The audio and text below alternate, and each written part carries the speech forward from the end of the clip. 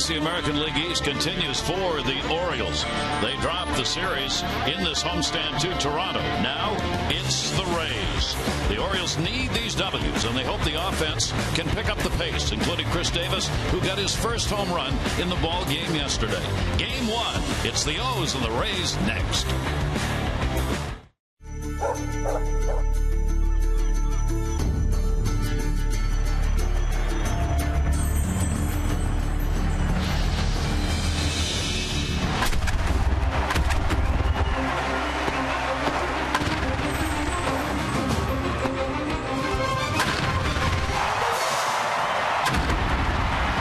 The Orioles on Masson. Birdland is the site here at Oriole Park at Camden Yards. First meeting of the season, and the fans coming in to take a look at another division opponent. It's the Tampa Bay Rays and the Orioles in Game 1. And yet another one of the string of games, 16 of them in a row. The Orioles are playing against the American League East. Hi, everybody. I'm Gary Thorne, and welcome. These are the 2-for-1 ball games, as we call them, because they are so important to the final standings. Let's take a look at what happened last season when it comes to the American League East. The Orioles' overall record was 36-40. Compare that to the Red Sox record. They ultimately won the division. The Red Sox were 44-32 overall. The home record, a good one. The road record, Orioles need to pick that up against the East. The runs per game, 2013 were 4.3, down a little so far. ERA last year a little high against the East. So far not bad this year. Those are the comparable numbers, of course, with a long way to go. But when you're playing in the division, Jim, they really do matter. And the team, since 2011, with the best record in the American League East, with an ERA about a run lower. The team the Orioles are playing tonight. That's the one thing they do so well. They're on a 9-game road trip. They played 6 games. They scored 13 runs. They've won 1-0, 2-1, 1-0. That's what the Rays can do, and hopefully that won't happen tonight. Their bats are asleep. Orioles bats need to wake up, and Archer's no bonus. I mean, he's not. He can really fling the ball up there. Chen's going to have to be good. All right, we'll see whether or not the Orioles can find a way to solve him when we come back. It is Game 1. Another good house will be on hand. Rays and the Orioles coming up from Oriole Park at Camden Yards.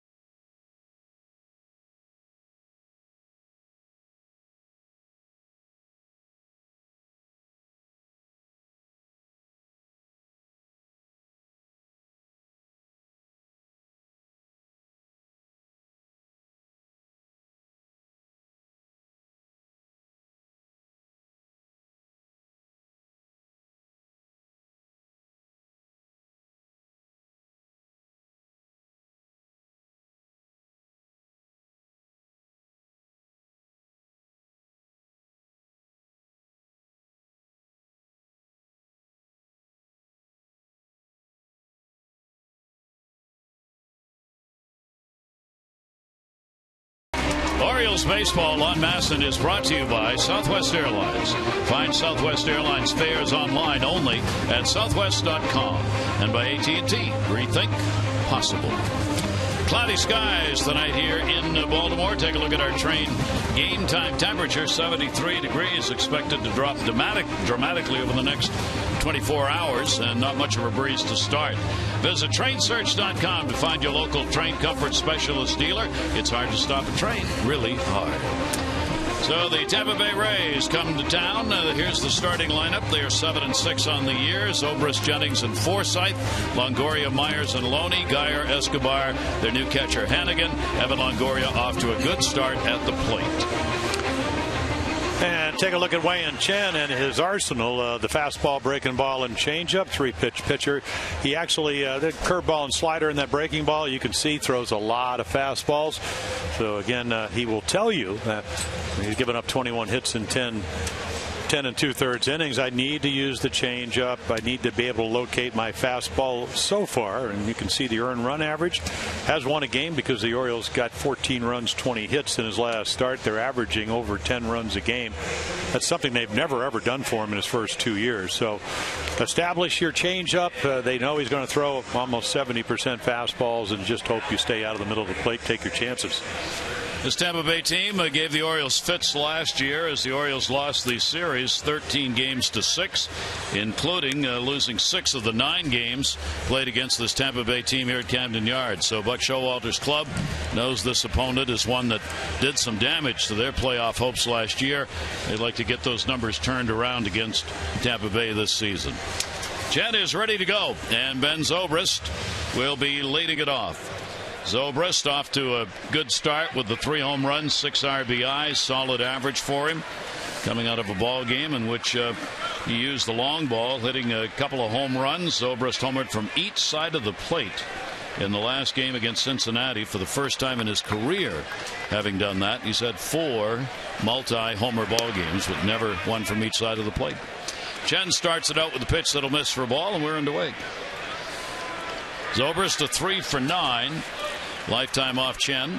Flaherty at third base playing in. And Zobrist will miss down low, 2-0. And it's not as much the velocity for Wei-Yin Chen. It's just the location. And you don't want to get into these counts because he's not the type of guy. I mean, maybe he will become that tonight where he's going to throw a changeup here. So they're looking fastball here. And Zobrist down to third. Nice stop made. Flaherty playing in, had to react in a hurry and gets the out. Well, that's a sure double. Zobrist can run. And again, he's looking fastball. He gets fastball and he hits a screamer. And look at this defense. That is about as good as you can. Playing just about even with the bag, maybe one step behind the grass to take away the bunt. Nice play by Flaherty, moving over to third. Jonathan Scope getting the night off tonight, at least as a starter. And here is Desmond Jennings. Jennings playing in center field. And Chen's pitch will be in there for a strike. For Jennings last season against the left-handers, .299. Only .231 against right-handers. So he gets action against the lefties. The 0-1 delivery by Chen, breaking ball down low, 1-1. Well, he's a dead red hitter. I mean, a really good fastball hitter. And not that he can't hit the breaking ball if you don't execute it well, get it up in the zone, but he's looking fastball, and right there, good take. So behind the first 2 hitters. And the count goes to 2-1. Chen has not walked a batter in the first 2 starts while striking out 8. And then you can look at those numbers. He's pitched well. Doesn't mean he wins a lot of games. 2-3 ERA of a little over 3 runs a game lifetime. This is his 9th start. And the 2-1 pitch, and he'll stay off that as well. And the count goes to 3 balls and 1 strike. With that record of 2-3 lifetime against Tampa Bay, ERA very good, 3.04. It's his lowest ERA against any opponent in the American League East. 3-1 delivery, and a ball slashed to second, hauled in by Lombardozzi, and there are 2 down. Last year, we told you the Rays had the better of it on the year, winning 13. Orioles only 6. Batting average a good deal higher for the Rays. Run more per game. Runner in scoring position numbers significantly higher. ERA almost up a run for the Orioles. And the bullpen even a larger differential. So they had the advantage the Rays did in every category. Well, they did, and then they swept them the last 4 games in September down there. And Orioles only scored 4 runs in. Forsythe will go to short, and the DH is retired, and Chen has a quick, solid inning. 9 pitches thrown, retires the side in order.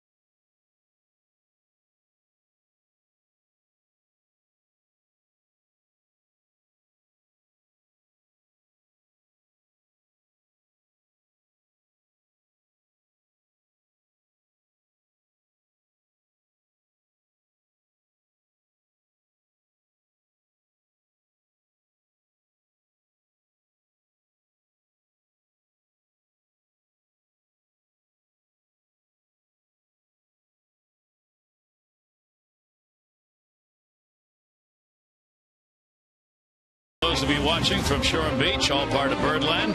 Shore Beach located in Anne Arundel County on the Mayo Peninsula, separating the road and the South River. And great to have you with us here for Game 1 in this set. Let's take a look at the starting lineups brought to you by Southwest Airlines for the Orioles. Find Southwest Airlines fares online, only at southwest.com. Markakis, Cruz, and Davis, Jones, Wieters, and Lowe, Hardy, Lombardozzi, and Flaherty. First home run of the year yesterday for Chris with a real good average. And Chris Archer, fastball 66% of the time. The breaking ball is a very, I'm going to throw another very good slider in there. It's plus fastball, plus breaking ball, and the changeup is a work in progress. Doesn't throw it that much. He really has a very simple windup. You know, last year 9-7, third in the American League Rookie of the Year voting. You can see the numbers this year. The 1-0 victory they had in Kansas City, he got a no decision, but pitched through 6 innings, shutting them out. Got out of a couple bases loaded situations. So plus stuff. Came over in the Matt Garza train. They got Garza, they coached him up, and then they traded him to the Cubs, and this is one of the kids they got. And they like him so much, they have entered into an 8-year contract extension with him through 2019. It guarantees him at least $25 million, could make as much as $44 million, and it is the largest guarantee in Major League history ever for a player with less than 1 year of service. That's how much they like Chris Archer. Yeah, 26 years old, so a little bit of maturity. And we saw Jim Hickey, his pitching coach, his manager, really thinks the world of him. Not just because of his stuff, but apparently really does get ready and get with the process of being how to pitch. Nick Markakis will lead it off for the Orioles. Nick's got an 8-game hit streak. First time he faces a pitcher. Big numbers this year. After the first time, drops down to 4 for 26. Generally, it's the other way around for hitters. You get a look at a guy and numbers start going up for him. Markakis, though, has put the 8 games up on the board. That's why he's got that good average going coming into this ball game. 2-strike count on him from Archer. Yeah, Archer with 14.5 pitches per innings for a power guy and a youngster, only in his second full year. Actually, last year wasn't a full year, but second year. Those are really good numbers. That'll go to left field. Geyer is over, and he will put it away. Markakis retired. Take a look at the Rays defense. A little bit different than last year. Last year they only made 59 errors. The Orioles with the all-time record. They actually broke the record too. So Geyer, Jennings, and Myers, Longoria, Escobar, Zobrist, and Loney, one of the finalists for the Gold Glove. And then to go out and get Hannigan over from Cincinnati, a very, very good catch and throw. Of all the active catchers, lowest earned run average. Here is Nelson Cruz. Nelson's in the DH role in the ball game, and 0 for 3 in the times he has faced Archer. 1 down, nobody on, and the pitch in there for a strike. Archer owns a 1-1 record against the Orioles. His only appearance in this ballpark came in relief. It was a loss. The 3 2/3 innings in which he worked gave up a run in extra innings, allowing the winner in. That towards the hole is going to be a base hit. So Cruz is on a 1-out single. Yeah, that's the two-seam fastball. So 94. Last year average fastball at 95, and Cruz kind of sets it up for Davis and Jones. It's pretty good numbers right there. 7-3 record with that 2.71 ERA against the East, and if you play 18-19 games against each team, that's pretty important. Very. So the runner on here is Chris Davis. Chris, a 1 for 4, a home run lifetime off Archer. The shift modified put on, keeping the shortstop behind the bag. Third baseman playing it short, and Davis will take it for a strike. Chris against somebody who shuts down left-handers. Last season the lefties hit only 172 against Archer. They are 5 for 29 so far this season. Archer is just almost unhittable if you were a left-handed batter. 0-1 count, 1 away, short lead for Cruz. And Davis in the dirt. Hannigan a good stop. Yeah, there's the hard slider. And it is a good one. Power slider. It's going to be about 86, 87, so about a 6 or 7 mile per hour separation between the two pitches. Archer, ground ball pitcher, about 58% of the time. Now they're going to make another change in the shift. as they'll shift the shortstop and third baseman. Longoria moves over to the right side of second. That came after the 1-1, and the pitch will be taken inside for a ball. 2 ball, 1 strikeout. Well, the home run, Chris Davis's first of last year, was a fastball knee high from Ismael Rogers, and he belted it to center field. Swung the bat pretty well. Looked like the wind knocked down a home run on Friday.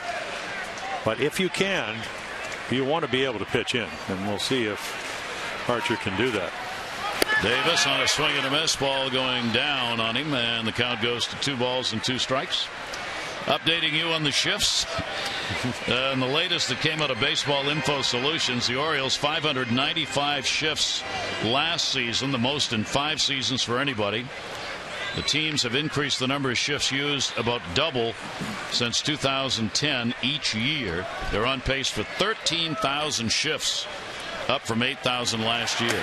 Madden, of course, Tampa, that's one of the teams that's always at the top of the pile. Kind of interesting, the Astros coming into this week had used the most shifts this year. It was the Yankees, Brewers, then Orioles, and White Sox in that order with a number of shifts. I would find it a little somewhat interesting to see what the batting averages are, shift or no shift. They have started keeping track. Yeah, you would think they would, because they keep track of everything else. Yeah, they haven't got the numbers out, though. I think they really just started that this year. 3 ball, 2 strike delivery, runner not going, and he walked him. Yeah, what happened was he swung through the slider and then he came back with it, but once he saw it, Chris Davis able to be patient, and then all of a sudden he ends up walking him. So a chance to maybe take the lead here in the first with Adam Jones coming up. 2 on and 1 out. The Orioles center fielder 0 for 6 lifetime off Archer. He has picked up the 1 home run, does have a couple of doubles, 10 strikeouts, but he's also picked up 3 walks and been taking the count deeper as the season has moved into second week. 1 away. And Adam eaten up by a pitch inside on him, 0-1. Yeah, that's that 2-seam fastball, and he knows he's in trouble. Like Joe Madden told us, he's well prepared. He knows what Adam Jones can do and what he can't do and where you need to go if you can and not go. That'll work. 2-seamer that almost hit his back hip, it moved so much. Orioles as a team now 4th in the league with runners in scoring position at 264. The 0-1 delivery. Jones will chase that one away on that very tough pitch that looks so good until it's about 2 feet in front of the plate. 0-2. Adam falls behind on Archer. Jim Prezi had the guys out early today, taking sliders, going to right field. That's what he wants them to do when they get behind in the count. Stop trying to pull the ball, turn your wrists over, because you can't hit it. Yeah, use the whole field if you can. Problem is that this is about as good a slider as you're going to see in the big leagues, and they're all aware of it. 0-2 delivery on the way, and back inside to set up another slider. Adams 1 for 9 in these situations this year.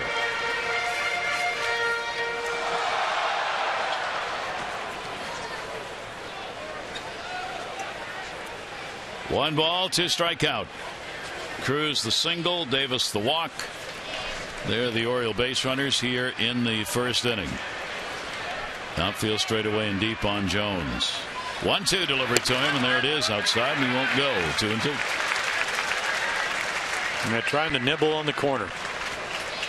But that ball, and sometimes the difference between getting a guy to chase is out of your hand. Is it on the plate? And that one was a ball all the way, and Adam was able to recognize that.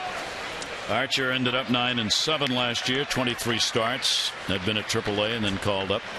2-2 delivery to Jones, and a ground ball that's going to go towards short. And they'll get the out on the forced play at second base. Escobar going over to Zobrist for it. Cruz moves over to third. And now first and third, 2 down. Yeah, and Ben's going to make sure he gets one and then gets out of harm's way. Little slider. This time it's in the middle of the plate.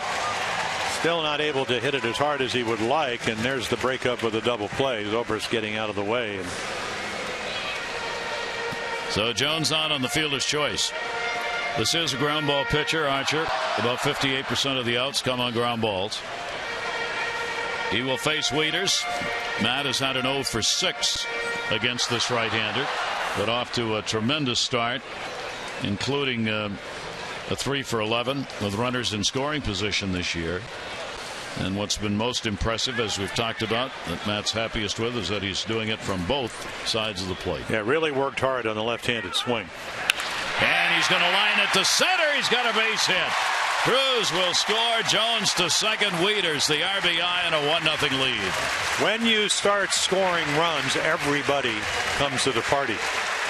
So Adam Jones can't get it done. Davis breaks up the double play, or at least the potential double play, and then Matt Wieters, who worked on using the whole field, saw that in Detroit, homered left-handed to the opposite field. Now this is a pretty good pitch. Maybe it stays over the plate a little bit, but foot's down. That's the key to him hitting from any side, but especially this side. And then just kind of hits a nice little line drive into center to keep the inning going. 8th RBI for him. He leads the league in runs batted in. He and Chris Davis had 7 coming in. And the pitch will be taken away. David Lowe getting the start in left field in the ball game. Orioles now with a run on 2 hits against Archer. A couple of RBIs for Lowe on the season, and a chance for another one right here.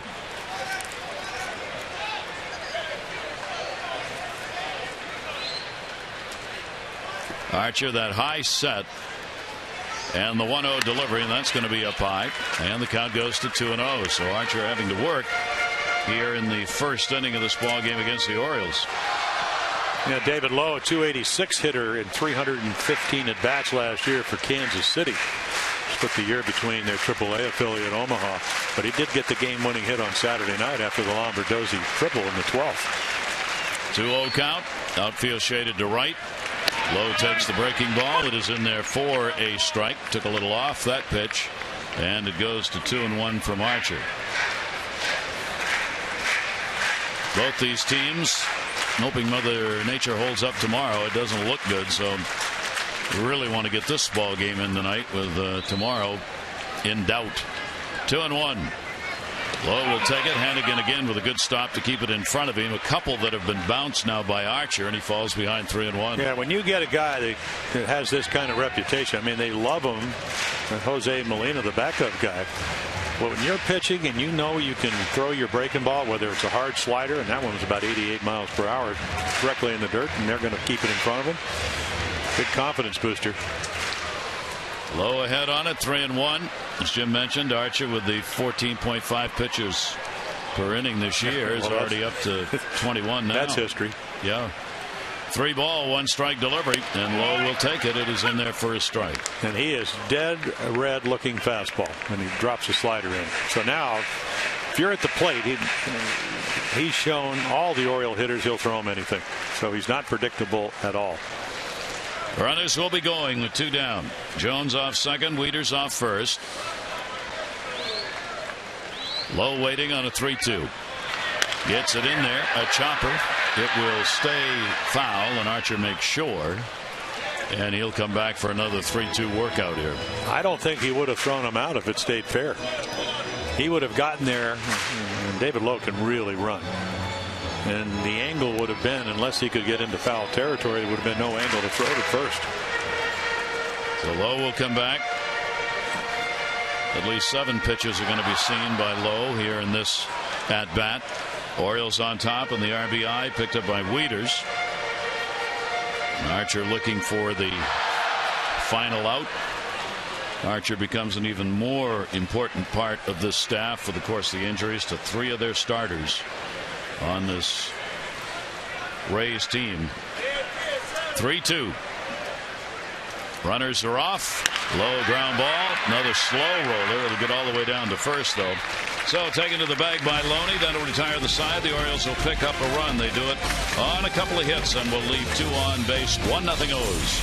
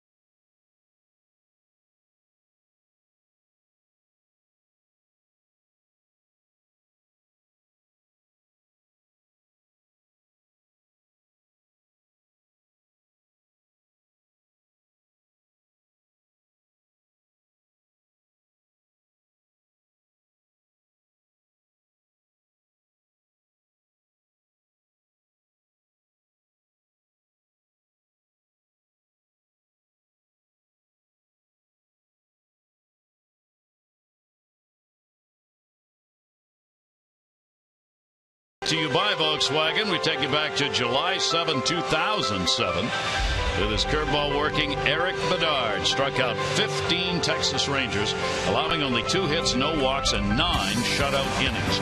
It tied a club record set by Mike Messina, who did it twice during the 2000 season. And Eric Bedard, of course, is now wearing the Rays uniform and is in the starting rotation, scheduled to work on Thursday. Has a little facial fuzz or so. Tom over there didn't have a chance to talk to him. Well, it's good. It's always a good story. Really pitched well. There he is. That's more than fuzz, isn't it? It is. Well, called up from the minors, of course, with the continuing injury problems for the Rays. Here's Longoria, who will take it outside for a ball. Evan Longoria against Chen. A couple of hits in 8 at bats, starting out hot with a very good .313 average. He hit .301 against left-handers last year, almost 40 points higher than he did against righties. Chen with a 1-1 count. Longoria, Myers, and Loney coming up. Tampa Bay is only 1-3 against left-handers this year, already 1-3, and they're hitting .183 as a team against lefties. Right-handers .241. They haven't hit very much at all, but they have hit lefties virtually 0. So he, again, as when Chen gets behind him, he'll just look fastball and tremendous strength. So let's look at the power zone. And as you can see, pretty much anywhere belt high in the middle of the plate. I wonder where Ted Williams' power zone would have been. Probably anywhere except low and away. And that wasn't at the 230 zone that he had in Sports Illustrated? Yes. The only one. And that's only because he wouldn't hit the ball to left field. He had to pull everything into the shift. 3-ball, 2-strike count on Longoria. Chen's delivery to him, and that'll be hit to short. J.J. Hardy right there. Davis. 1 away, second inning. Tomorrow the Orioles continue their 3-game series against the rival Rays. Season's first Ollie's Bargain Night, presented by Ollie's Bargain Outlet. Once again, every Tuesday home game, all upper reserve seats, $9 in advance. Gather up family, friends, enjoy a great night or day out here at the ballpark. Get info at Orioles.com. Youngsters on hand for this one. School's out here. This is school vacation week around the city. Here's Myers. And Myers will chase one away. Will Myers coming in with a 4-game hit streak. Their young right fielder, who has been so much talked about. Yeah, the Golden Boy. And they got him in the James Shield trade. 37 home runs. Big time power guy. We saw him in spring training, hit one right over the center field fence. And it wasn't even wind dated in Sarasota. Great strength. 1 delivery. Chen will stay outside. He'll get the call on the outside corner, causing Myers to turn around. A lot of new umpiring crews, a lot of new umpires. Adam Hamari has the plate in this ball game. Umpiring crews expanded, of course, with umpires working the replay office in New York. Up in the air to right. That's going to end up in the seats for foul ball. Yeah, Wei and Chen trying to find the rhythm. I mean, right there, Matt Wieters goes inside. He throws it right down the middle. And if he gets behind him and they eliminate his other pitches, because he hadn't thrown any of the other ones over, second time is when you really have to be concerned. Not that you don't have to be concerned here, because this kid's got that type of power. Here's the 0-2 delivery on the way. And a swing and a miss through that one, and Chen gets his first strikeout and has retired the first 5. So he's got a slider and a curveball. Looks like more like a slider, trying to get it in. Does get it up, but inside part of the plate, and just misses it. Nice pitch. That will bring up James Loney. For Chen, last year left-handers .223. Right-handers .286. This season, the lefties coming in had gone 8 for 15. The right-handers are hitting .361. Towards the hole. Nice stop, Lombardozzi. Better throw. Good D. Lombardozzi at second base, and a second consecutive 1-2-3 inning.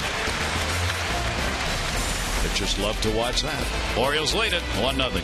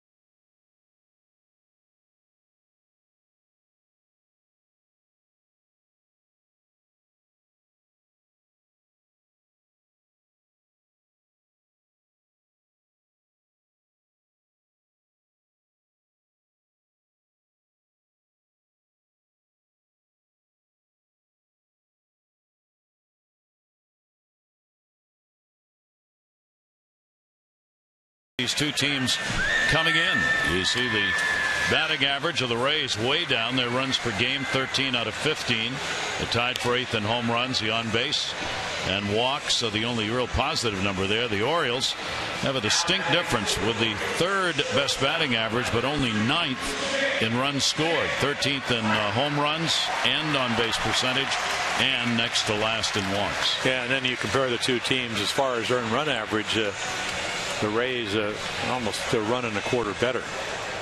That's how they're a little over 500, even though they're not scoring runs. As we mentioned, 1-0, 2-1, 1-0 their last 3 wins on this road trip. Orioles up 1-0 here, bottom half of the 2nd inning. Chris Archer working to the Orioles shortstop J.J. Hardy.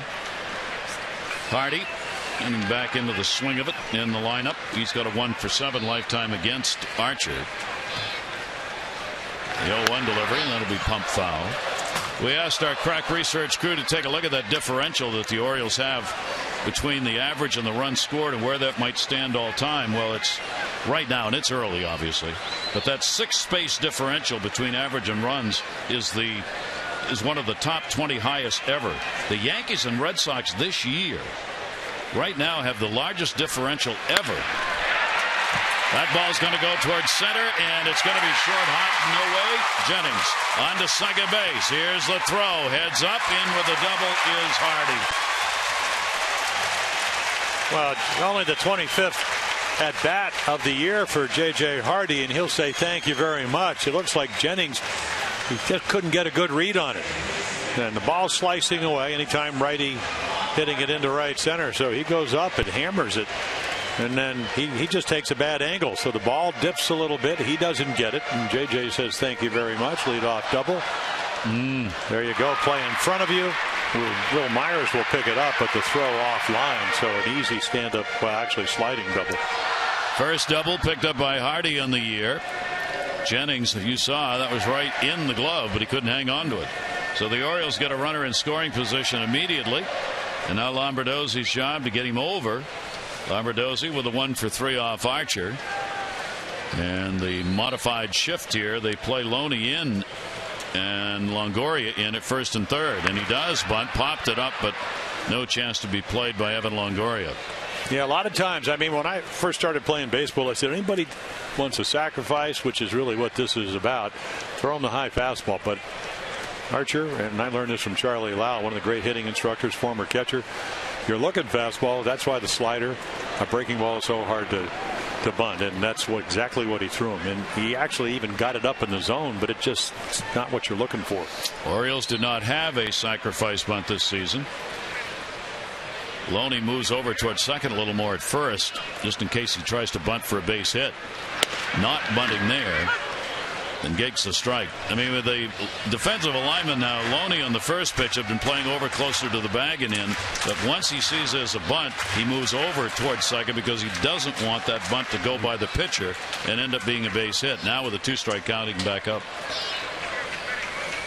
Yeah, and Steve Lombardozzi can still get him over. But right here, of course, he's just hacking away. The 0-2 delivery by Archer will be fouled away. So an 0-2 count on Lombardozzi with Flaherty waiting on deck. Chris Davis and his skipper talking a little baseball here. Very little breeze tonight after a very windy day in Baltimore. Little breeze picking up, blowing out towards right at the moment. 0-2 the count. Hardy, he'll have to go back to the bag.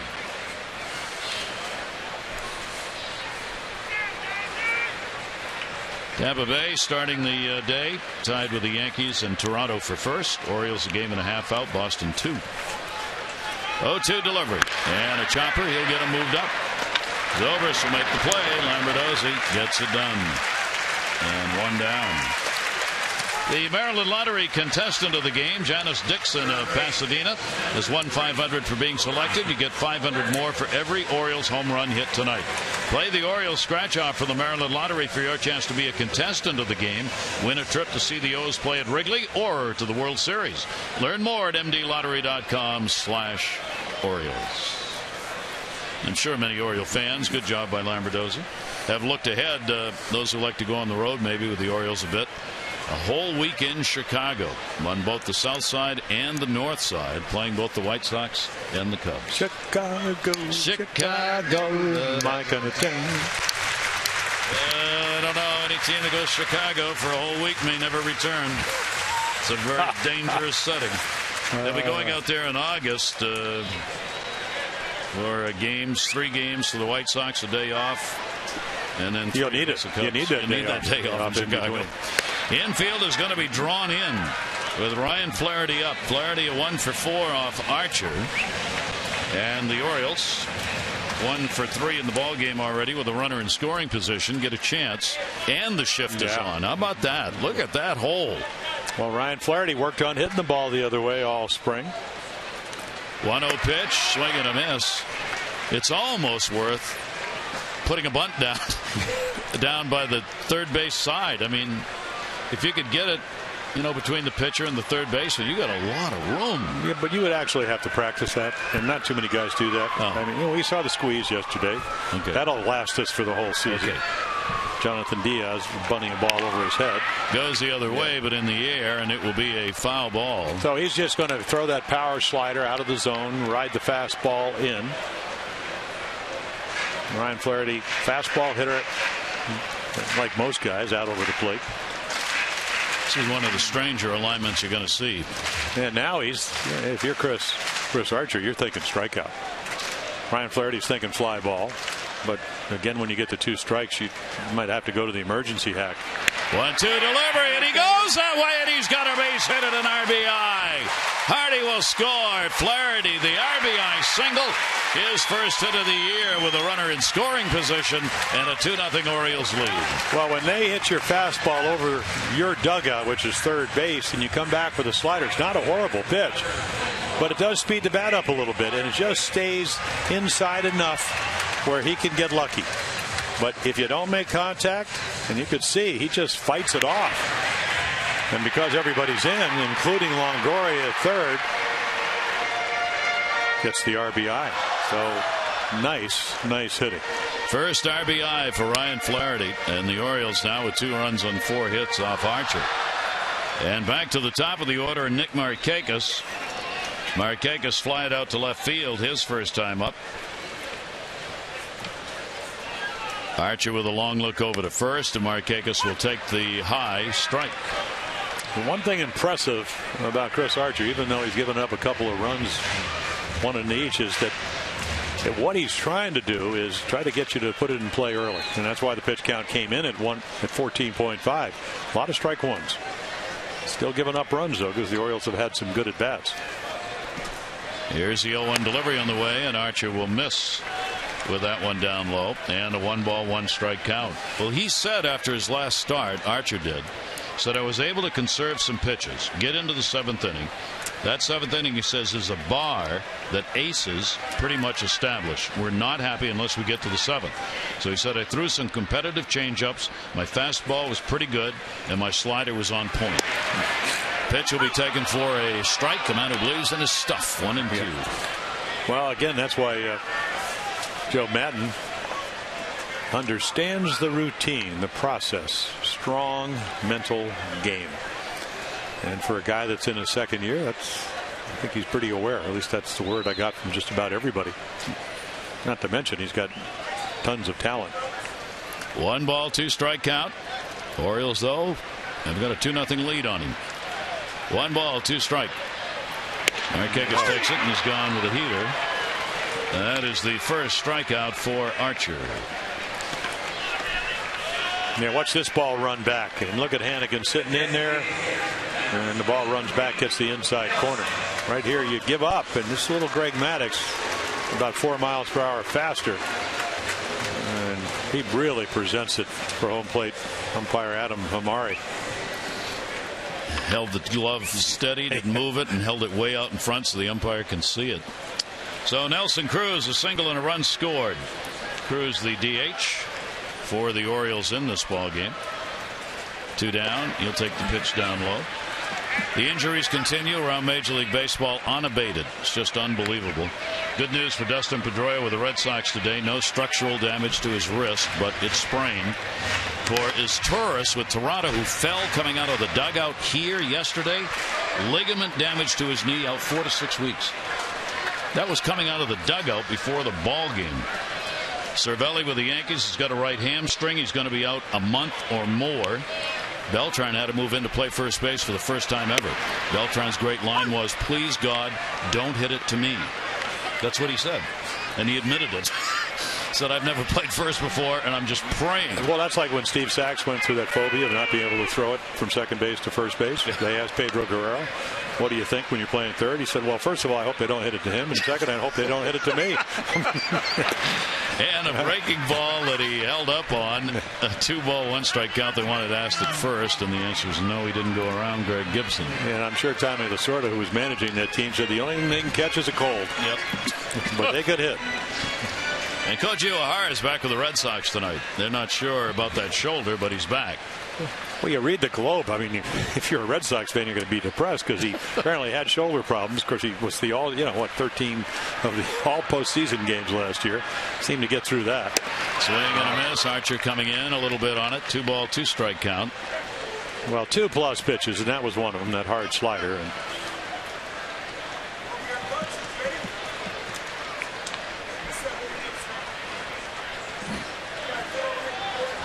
Staff's likes to watch him work. Talks to himself a lot out there on the mound. Well, talk about two guys with injuries. That was Matt Moore on the left, and Hellickson coming off bone chip operation back in January 28th. So he's going to throw the next day. He said he's supposed to throw tomorrow. He said, "I don't care if it rains. Still, get me an umbrella." But they do have mounds underneath here. Matt Moore's got the ligament. Yeah, they still haven't decided right what they're going to do with him. 2-2. It's going to be thrown over. And he won 17 games last year, I believe. 17-4 or 3. Hellickson is supposed to be back in early June. Alex Colon got suspended, right-hander, PED problem, so he's out till late May. Now the guy in the middle, David Price, who will pitch on Wednesday. Nothing wrong with him. No. It's a real good thing for the Rays. Not for the hitters, but for the Rays. 2-ball, 2-strike count. Runner off first base into the dirt. Again, Hannigan down to scoop. Well, he's getting his workout tonight. It's only the second inning. He's already had about 4 real good plays blocking balls at the plate. Archer with a 3-2 count. What the hard slider will do. You want to keep it down. You don't want to hang it, because if you do, Nelson Cruz will hit it towards Towson, which is north of here. Or maybe to Dundalk. There goes the runner. There goes the base hit into the gap. This should be enough to get a run home. Flaherty being waved. He'll score easily. Into second base. Cruz. Double and an RBI, and the Orioles lead at 3-0. Well, there was the slider, and he did leave it up. Got a hit on a fastball. Hit it in between third and short, so he tries another pitch, and you see enough of them. Watch where this is. It ends up right in the middle of the plate. Really good stroke. Because he stays inside it, doesn't think home run, and then just hits a gapper. I mean, Ryan Flaherty can run well. Running on the pitch with 2 outs. Going to score easily. 7 RBIs for Nelson Cruz, and the impact the Orioles hope he would have on their offense. So far, so good. 21 pitches thrown in the inning by Archer, who's already up to 45 in the game for 1 inning plus. Ball in the air, left field, hit by Davis. It is way back in the wall, and it comes right off the top of it. Davis on his way to second base, thinking about third. He'll stop. He'll get the RBI as Cruz scores. And the Orioles putting some doubles up on the board, extend their lead to 4-0. Well, it's not the first time somebody said, "Give me a couple of doubles," and that's exactly what the Orioles get. Boy, that ball was crushed to left field. Home run yesterday. Fastball right down the middle. And Geyer trying to waving at it, trying to run it down, didn't get it, and then Jennings would kind of stumble and slide. Chris gets his 4th 2-bagger of the year already, and he's got 8 RBIs. And the Orioles putting up some good numbers against Archer, and they're making him work. Yeah, Jennings misplays a ball for a double. I mean, it wasn't an easy play, but a ball that he usually catches. Lombardozzi gets him over. Then you bring your infield in. Flaherty flares one to left, and then After the strikeout, a couple of doubles, and you got yourself a 4-0 lead.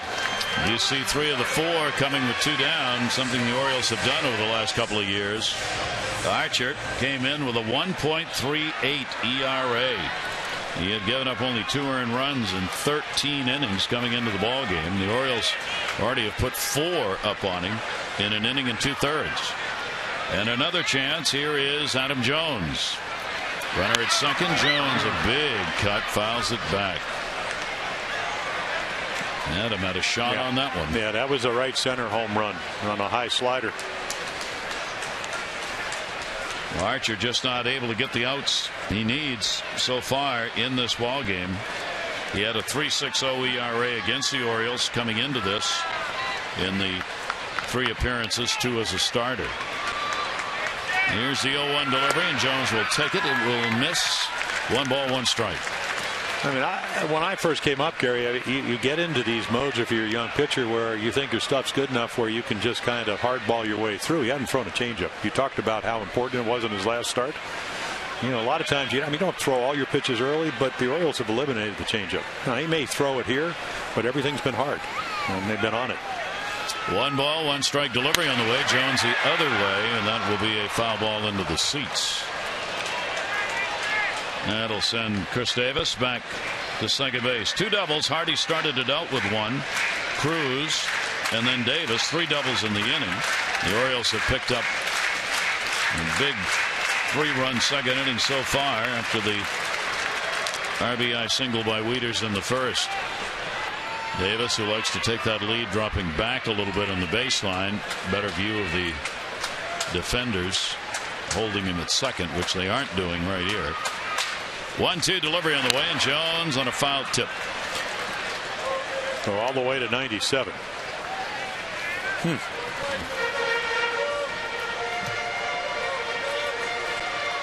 Archer is a player who should be mic'd so we could listen. Well, anytime anybody talks to himself, I mean, I go back and think of Mark Fidrich, the bird, who, about as good as they get. He talked to the ball, talked to himself. Put a little out there, do a little hand work out in front like he was a gardener. Not Chauncey Gardner, but no. 1-2 delivery, and he got him to go after a pitch down and away. The tag is put on for the strikeout, but the Orioles have a 3-run second inning and extend the lead. Flaherty, Cruz, Davis.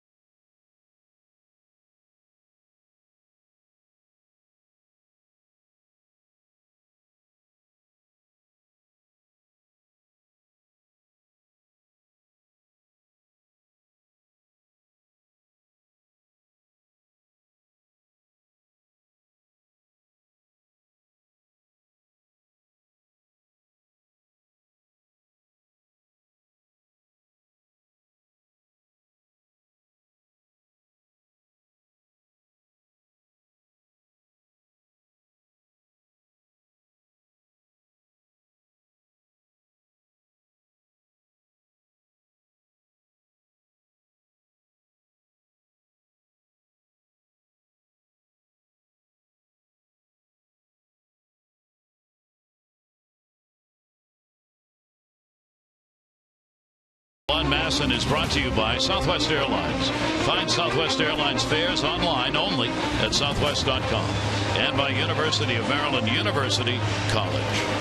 Gary Thorne and Jim Palmer here at Oriole Park at Camden Yards. Oriole fans a lot to cheer about. 4 runs so far in the ball game. Ryan Flaherty, RBI base hit that last inning. Chris Davis with the RBI double. They're kind of doing what they did for Wei and Chen up in New York, where they got the big lead early. Really had a battle to get through 5. If you go back and look over the last 2 years plus his 3 starts this year, average about 4.6 runs a game. So this year it's almost 11. And he's got the palms out there going, bring him on, keep going. And here's Brandon Guyer, 2 for 5 with a home run lifetime off Chen, getting the start in left field in this ball game. Guyer, 28-year-old rookie, out of options, which is had to stay on the ball club or they might have lost him. And drills it to center right out, Adam Jones. And Guyer is retired. 1 down here in the 3rd inning. Win a meet and greet with Adam Jones, presented by American Standard. Just text Masson's word of the day, POWER, to 29292 for your chance to win. That's POWER, 29292. Find your American Standard dealer at midatlanticcomfort.com. One away. Here is Escobar, the shortstop. 3-game hit streak coming into this game for Escobar. He's gone 4 for his last 10 during the streak. He's made every start for the Rays at shortstop this season in their first 14 ball games now. Yeah, 2nd year with the Rays, 153 games last year, only 7 errors. Really solidified shortstop. They signed him to a 2-year extension, taking him through 15 and 16. And it was, well, it's a lot of money, but 31 years old, $13 million for 2 years. You can live on pretty that. Reasonable. Wow. Yes. 1-1 delivery and got him to chase a pitch. And a 1-ball 2-strike count on Escobar. But now maybe Wei and Chen can relax, get the ball in the fingertips. Good fastball right there that he chases out of the zone. Use all his pitches. Give him something else to think about if you can. Escobar will chop it. It's a swinging bunt. Chen's got a long, quick throw to make. Dials and got it. Now Joe Madden's already on the field. Escobar thinks he was safe, but why not? Once a base hit, and Joe will come out. They'll do their work in the. Talked to Joe about the system before the game. So what do you think? He said, I like it. He said we haven't had any problems with it. I think it'll be expanded in years to come, and I think he's right about that. Well, Chen really makes a great play to get to this ball. Look how far he has to come. No hesitation. And he's out. And there isn't any challenge yet. See, they're looking in the dugout. Yeah. Joe's looking to. And he's out. So he'll get a thumbs down. Don't challenge it. He doesn't. And there are 2 down. Tremendous wingspan, Chris Davis. Boy, we've seen him a couple of times do the splits. He can get to the ball a little bit sooner than most first basemen just because of how big he is and how long his arms are. Plays like that, it makes the difference. It really does. On the safer out call. And then, I played a lot of my career with Boog Powell. Pick it up anywhere in the infield. You always knew where the big boy was. And he could pick it. Here is Hannigan, their new catcher, batting in the number 9 spot. He's 0 for 13 now in his last 5 games. Acquired from the Diamondbacks in December. There was a 3-team deal involved there. And the pitch will be taken up high. Interesting, he's one of only 5 active players who has more career walks than strikeouts. Only 5 of them. That's those who have had 1,500 or more plate appearances. Calespo, Pujols, Pedroia, and Mauer. And Hannigan. Off-speed delivery and a 2-ball 1-strike count. Well, make a good pitch here, and maybe he'll be 0 for 14. But again, what he's going to do, as Wei and Chen drops behind him, he's going to look for a fastball. And that's fine if you make your pitch. And in the dirt. But he threw him a changeup. So the count will go to 3 balls and 1 strike. Hannigan struggled against the left-handers last year, hitting only .222, and even worse against the righties with a 190. See, that's a sequence where when you got behind 1-1.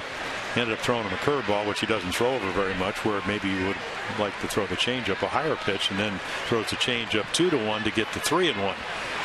And there's a strike in. And he's trying to reach first base on a walk. Took it. Trying to go through the order, retiring all 9 the first time around. 3 balls, 2 strikes. And Hannigan a chopper. He'll go to second base. Lombardozzi's got time, and indeed he does.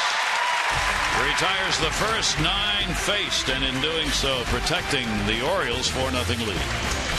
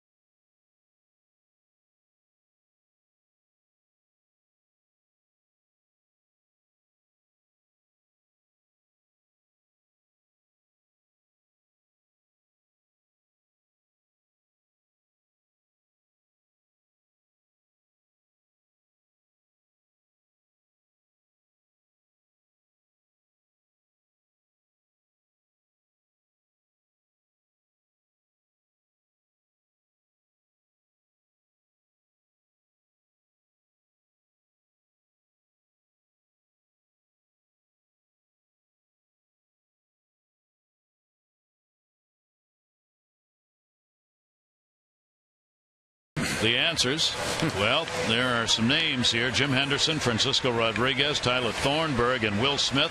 They are part of a Brewers bullpen that has given up only 3 runs while striking out 43. Who is Carlos Gomez? He's with Milwaukee. Through his age 25 season, his major league numbers weren't very good. Since then, and especially this year, he is on a tear for the Brew Crew. They have the best record in baseball. And who is Chris Owings? Well, he's a shortstop for Arizona, and right now he leads all rookies with a .295 batting average. The who of Major League Baseball early on.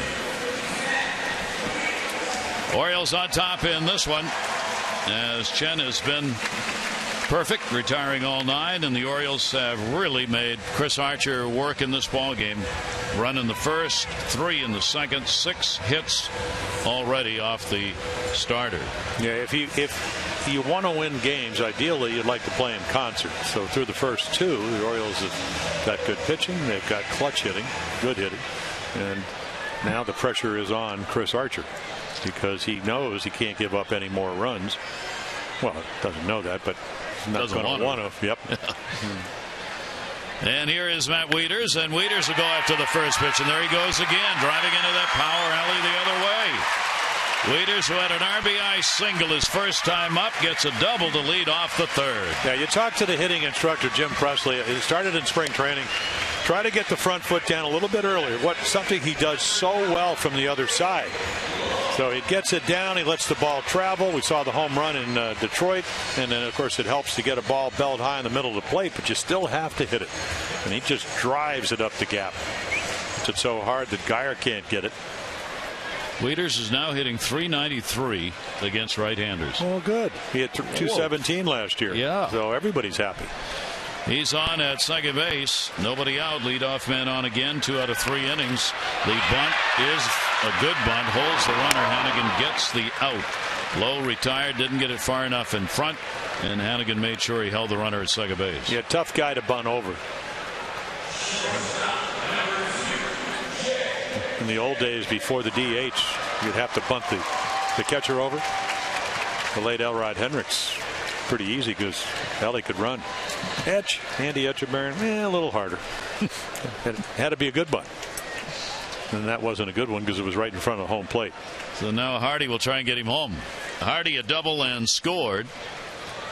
His first at bat, and will take the pitch up high for a ball. JJ in limited chances, a 1 for 2 with runners in scoring position. 1-0 count, 1 down. Orioles with 7 hits in the ball game. Yeah, what you're hoping is that maybe because Archer's so young, he'll lose a little focus. Doesn't get hit very hard very often.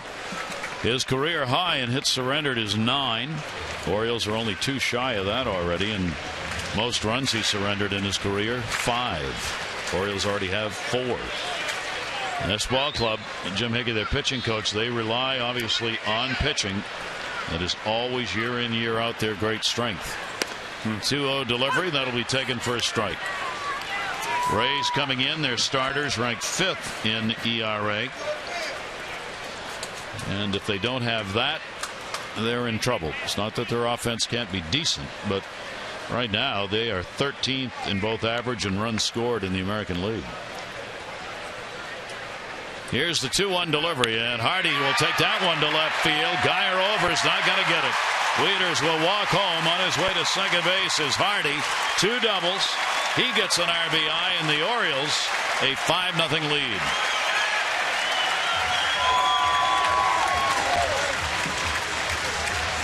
Yeah, there are nights where sometimes the hitters are a little bit better than you. Right here, another slider, and he just hooks it down into the corner. Oriole bats alive in this one as Hardy picks up his first RBI. I would imagine that Brandon Geyer's a little bit winded. He's going to his left, his right, his left, his left. A lot of balls hit out there tonight with no chance for him to catch him. Still only 1 away. Lombardozzi grounded out his first time up. He'll go into the hole. That's going to be a base hit. Easily scoring Hardy. Lombardozzi the RBI, and Archer has got a new high in runs surrendered. 6 for the O's. Just good hitting. I mean, it's smart hitting. Steve Lombardozzi, he's a good fastball hitter. Guys get in trouble with his slider. He's hung a few. What do you go up when a guy's throwing 93 to 97 a fastball, and then lack of focus? He doesn't make a good pitch. He's a 2-seam sinker baller, ground ball guy, as you said. Leaves it up in the middle, and he's waiting. And Lombardozzi will pick up RBI number 2 in the year. No action in the bullpen for the Rays. And Ryan Flaherty coming up. Flaherty has singled in a run. Runner at first, still only 1 away. Madden obviously hoping for a ground ball double play here to get Archer out of the inning. And a swing and a miss by Flaherty, who picked up that RBI base hit in the 2nd inning. The Orioles came in hitting .256 as a team. They had been outscored 56-46, but they're having something to say about that right here, as they've now up to 52 runs scored on the year. 0-1 delivery. That's there for a strike. Yeah, perfect pitch on the outside corner. Hey, you talked about the fact that the Orioles last year 6-13, 3-6 here. The Rays had games, a couple of 6 runs, 1 of 7, 1 of 10, 1 of 12. Get down there, even though they won 3 out of 10, or they were 7 out of 10, they didn't do the kind of run scoring they did here at Camden Yards. 0-2 delivery on the way. Flaherty, a slow roller, will be foul. The Orioles, who at times have trouble picking up the extra base hits in ball games, now have 5 of 9 tonight that have been doubles. Joe Madden, the decision for him right now is how long do you leave Archer in, and for Buck Showalter, as he likes to say, get out of the way and just let them keep on doing what they're doing. Shift on against Flaherty. Off first base, Lombardozzi. 0-2 delivery, and that one down and away will get him. 3rd strikeout for Archer. A good running 2-seam fastball. Look at the late life on this one. Bottom drops out. Something he hadn't been able to do to this point very consistently. 3 Ks and a walk for Archer. And here's Markakis. Nick's already getting his 3rd at bat, and we're in the 3rd inning. He has flied out and struck out.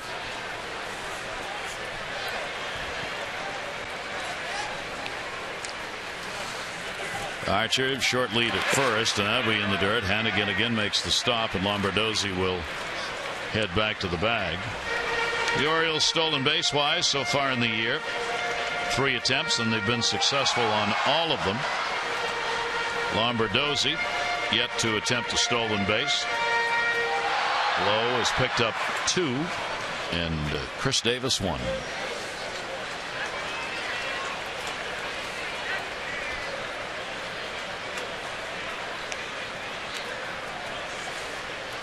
One-0 pitch to him. That one put him in the air. Left field. Geyer saying, I can actually reach this one. And puts it away. But another 2-run inning for the Orioles. They do it on 3 hits and leave 1.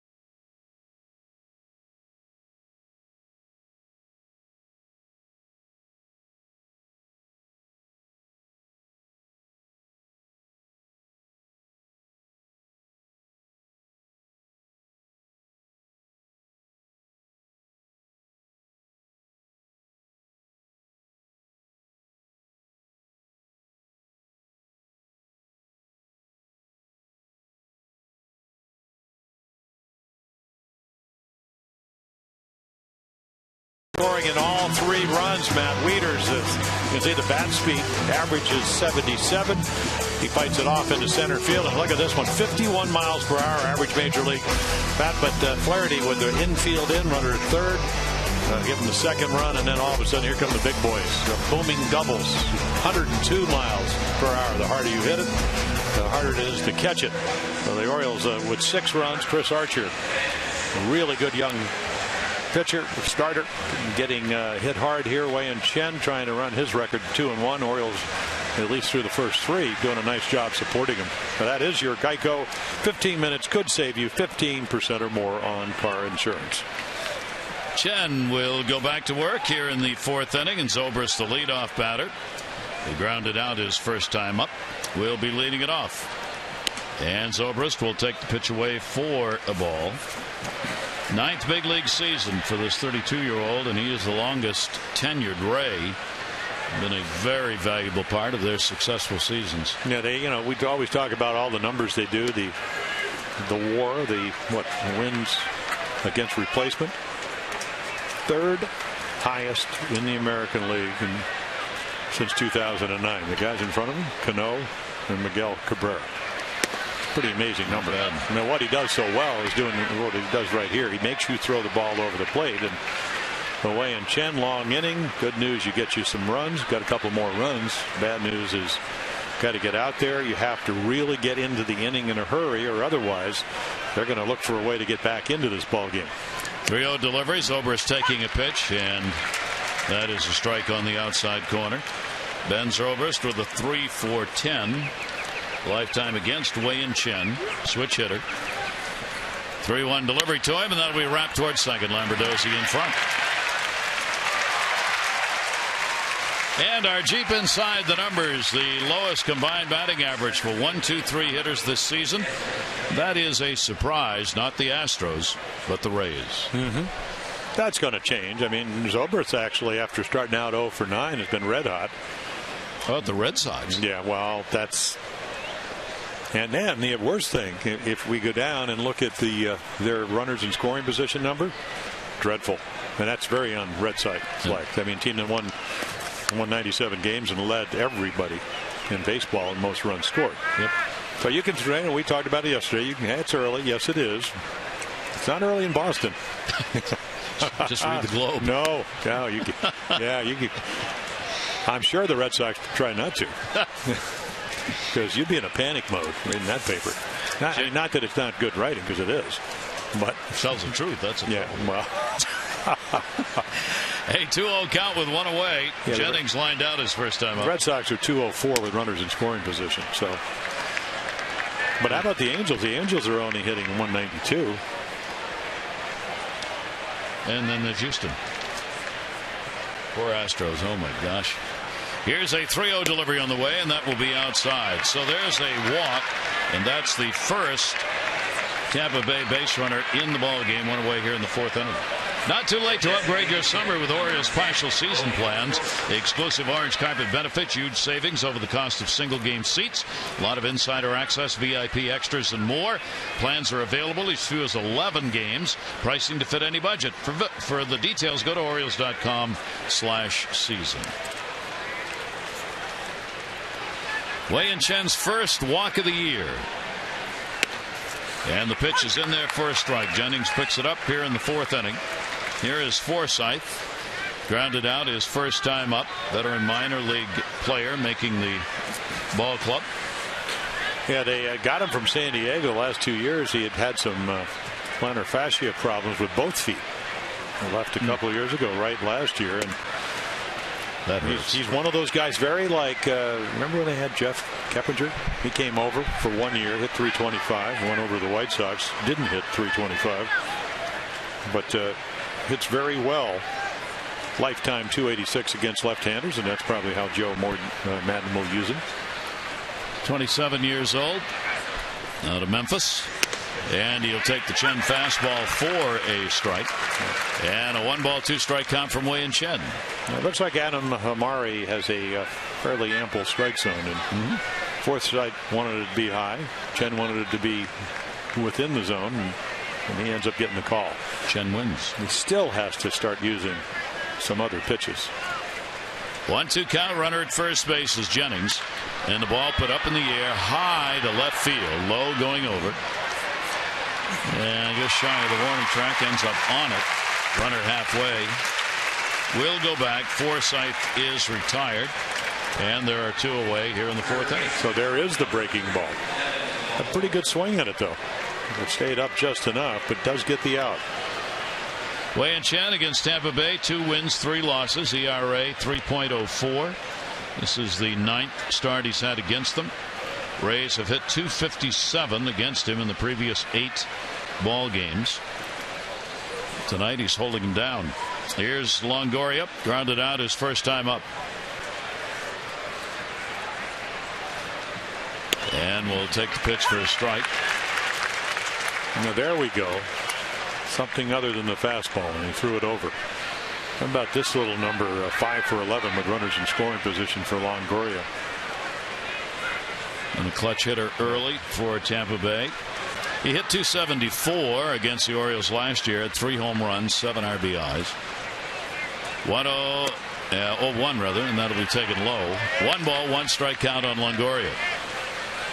Tampa Bay hoping he can stay healthy and get a full year in, because they certainly need his bat in the lineup. What team wouldn't? Yeah, well, that's what he was able to do last year, and years before, hamstring problems, wrist problems.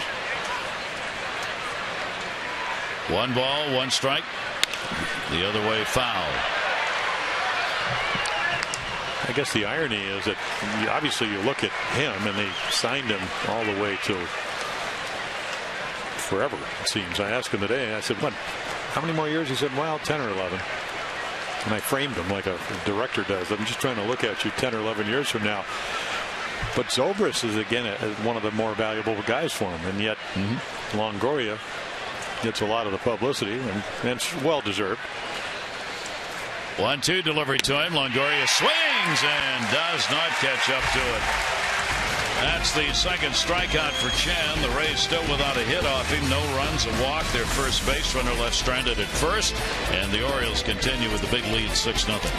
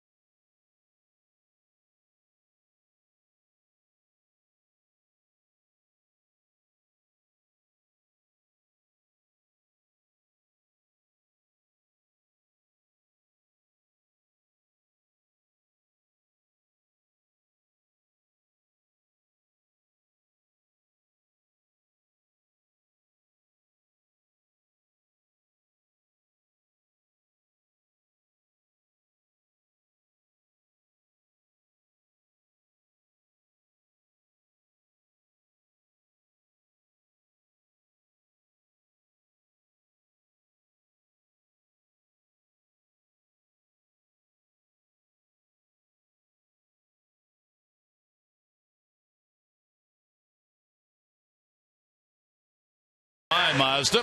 Nelson Cruz, already a big ball game. Chris Davis and Adam Jones with the strikeout at an 0 for 2. The Orioles 5 doubles so far in the ball game. And then waiting in the hole, Matt Wieters with a single and a double. Orioles 3-5 against the East coming into tonight's ball game. Right back here against Tampa Bay tomorrow if the weather permits. This is a 3-game stand to close out a 6-game homestand. Miguel Gonzalez, Jake Odorizzi scheduled to go tomorrow. Chris Tillman and David Price. Remember, Wednesday is a day game at 12:35. And the pitch to Cruz as Archer stays on the mound to strike Tegan. Single in the first, double in the second. RBI with a double, and both times on he scored. And the DH in the ball game. Outside with a slider. 1 ball, 1 strike count. Oriole DHs continue to be at the top of the pile when it comes to the offense produced so far by designated hitters in the American League. 356 coming in. Down to third and foul. Cruz is a DH starting the night, and he's added to it, hitting .353. Pierce .250. Delman Young .381. And Markakis in the 1 game he played went 1 for 3. So an overall .356 batting average with 2 home runs and 9 RBIs for the DH. 1-2 hit hard to short. Escobar's got time. And the ball crunched, but on the ground. Hey, it's time for you to tweet your photo using hashtag #MASSANOrioles for a chance to have it shown in an upcoming game broadcast. It's brought to you by AT&T. So, sir, if you would do a selfie for us, we would more than be happy to try and get that on the air for you at a later date. Thank you. And a nice shirt, by the way. Like that. Here is Chris Davis. Davis, RBI double. And the big cut. Trying to go for home run number 2 of the year. Just missed number 2 on that double that he picked up in the second inning. Yeah, Brandon Guyer out and left. He's out there somewhere running around. Well, it reminds me when I hurt my shoulder, I was in an instructional league, and the king of swing, Terry Crowley, was playing left field, and I gave up 10 runs and 14 hits. And most of them were left field. 10 runs and 14 hits to the Pirates. So, Hebner, Oliver, Robertson, guys we would play in the World Series a couple of years later. And I'm looking out at Terry Crowley, and they had to remove him in the 4th inning. No, just kidding. I mean, I ran him everywhere. I mean, balls were coming off the wall and hitting him in the chest. Nice guy. Yeah, really, it was. Protect your teammates. I couldn't make him play any deeper. He was standing a foot from the wall as it was. Pitches up high, and then 1 ball, 2 strike count on Davis. Some of the folks behind home plate.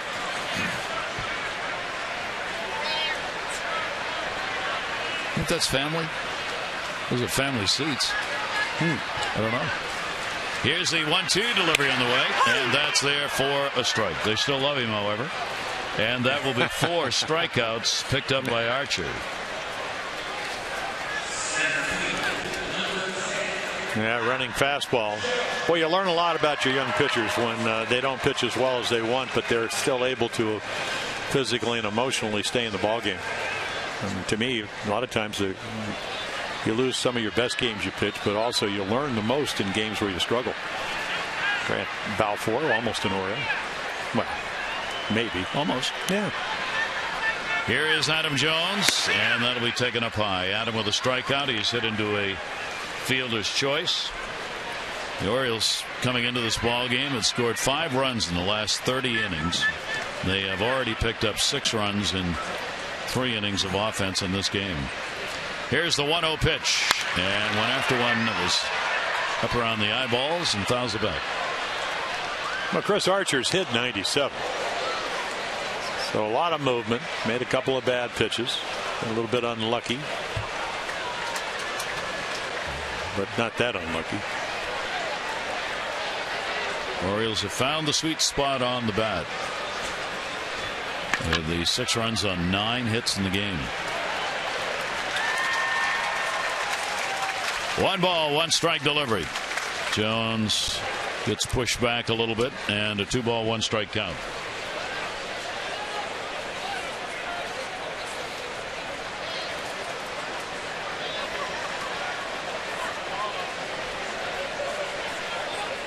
Put a little shift on the infield, playing him to pull. 2-1 delivery on the way, and he does foul outside of third base. And a 2 ball, 2 strike count.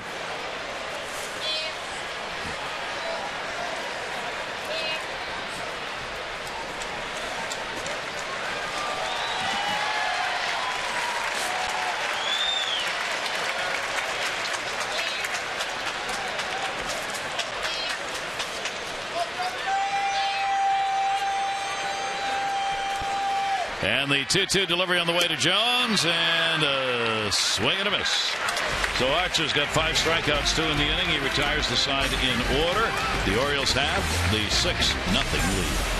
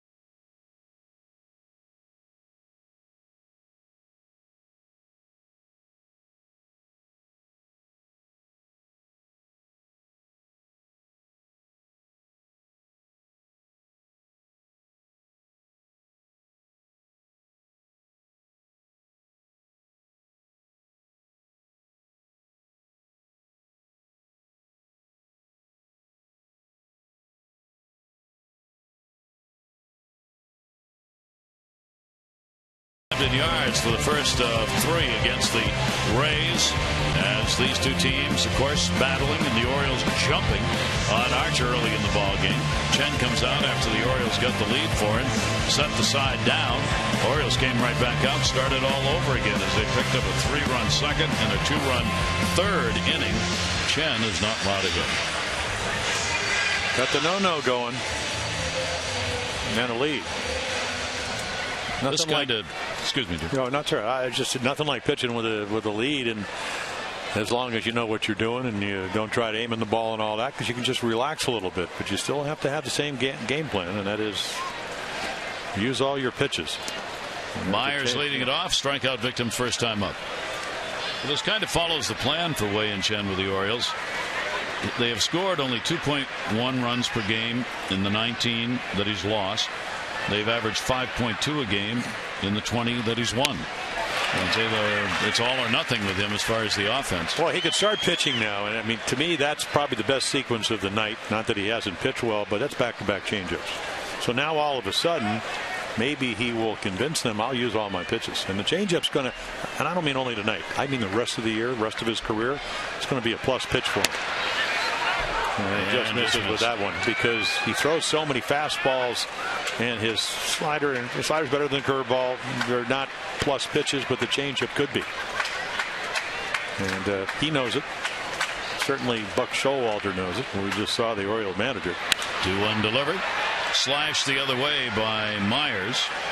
Chen has walked 1. Has picked up a couple of strikeouts. And has kept the Rays down so far in this one. The only man on base with that 1 walk he gave up. Now, if you went back to the first inning, 3 balls hit really well, but right at people. And then all of a sudden the Orioles put a run on the board and added another 5, and he's settled down. 2-2 breaking ball will be popped up in the air, first base. Davis. Get ready to celebrate the first fireworks of the season. It'll be on Friday, April 25. The O's take on the Royals. After the ball game, the beautiful fireworks lighting up the downtown skies. So get summer started out with a bang. For tickets, Orioles.com or 888-848-BIRD.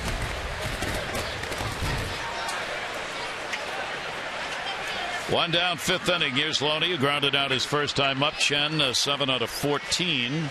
First pitch strikes. And we'll get another one right there to James Loney.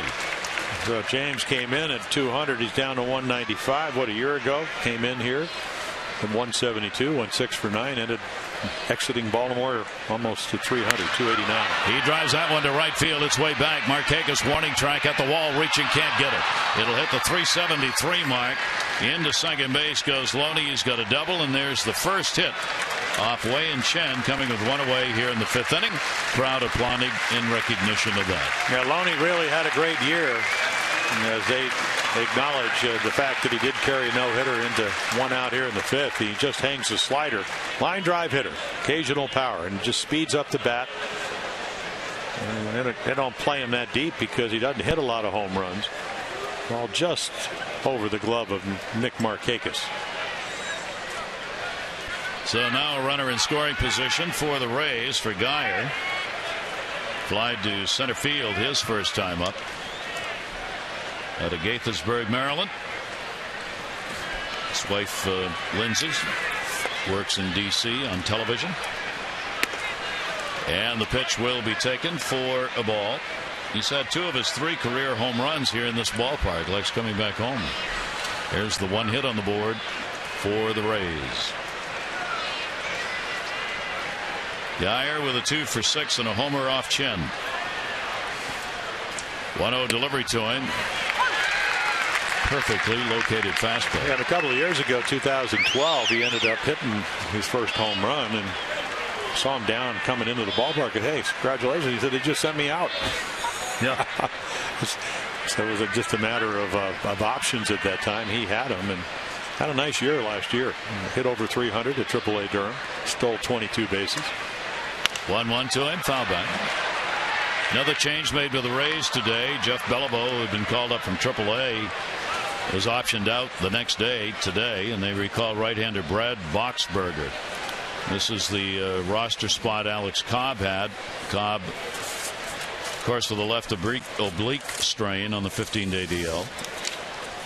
1 ball, 2 strike count.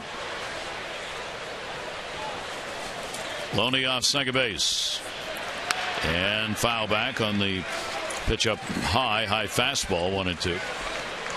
Well, they used 6 pitchers because Cesar Ramos, who came in to be the spot starter, didn't pitch well yesterday in Kansas City. They, even in spite of the Zobrist couple of home runs, two-run home runs, had to use 6 guys, but it kind of sequenced their way through them. That's why it's so important for Chris Archer to stay out there. And a breaking ball he thought about, but it comes inside. And the count goes to 2 balls and 2 strikes on Geyer. Wei-Yin Chen, 61 pitches thrown here in the 5th inning. Outfield in a couple of steps on Geyer. Jones in center particularly. Here's the 2-2 delivery and a ground ball towards short. Hardy, no play. It'll be an infield hit. Loney had to stay at second base, so back-to-back hits here in the 5th inning. In our Major League notebook on this date, Major League history, 1990, Cal Ripken Jr. began a streak, most errorless games, total chances, 4 shortstops. Strength started on this date.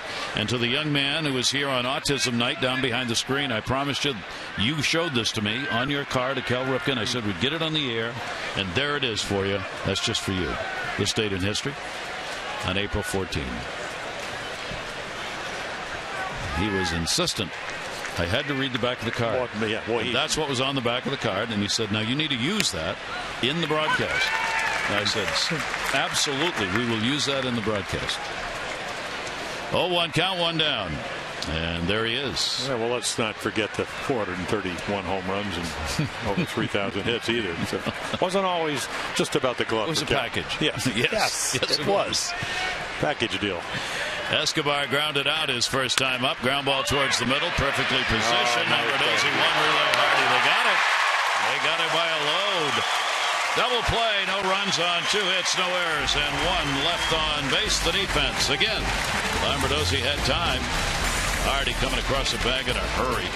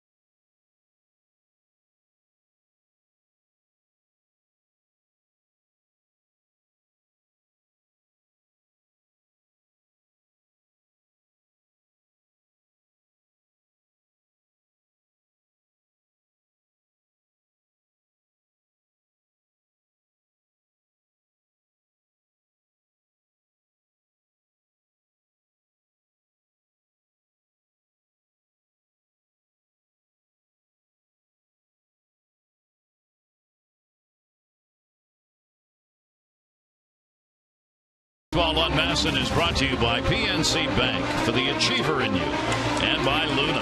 For beautiful new carpet, hardwood, and laminate, call 877-241-LUNA. With Jim Palmer, I'm Gary Thorne. Fans on hand. You can tell, well, actually, I was going to say you can tell it's warm, but with people who do that, yes, it doesn't matter. You never know. It could be 40 below. But it's not. It was 73 when we... It is going to, well, it's supposed to rain. It was snowing in Detroit and Cleveland. Yeah, well, that's coming this way, the rain part of it. And then it's going to be very, a little bit cold up in Boston. Yes. You know, like 50, 52, 53. So when you run the marathon on Monday and then get back for the 11:05 game, I think it is, good luck.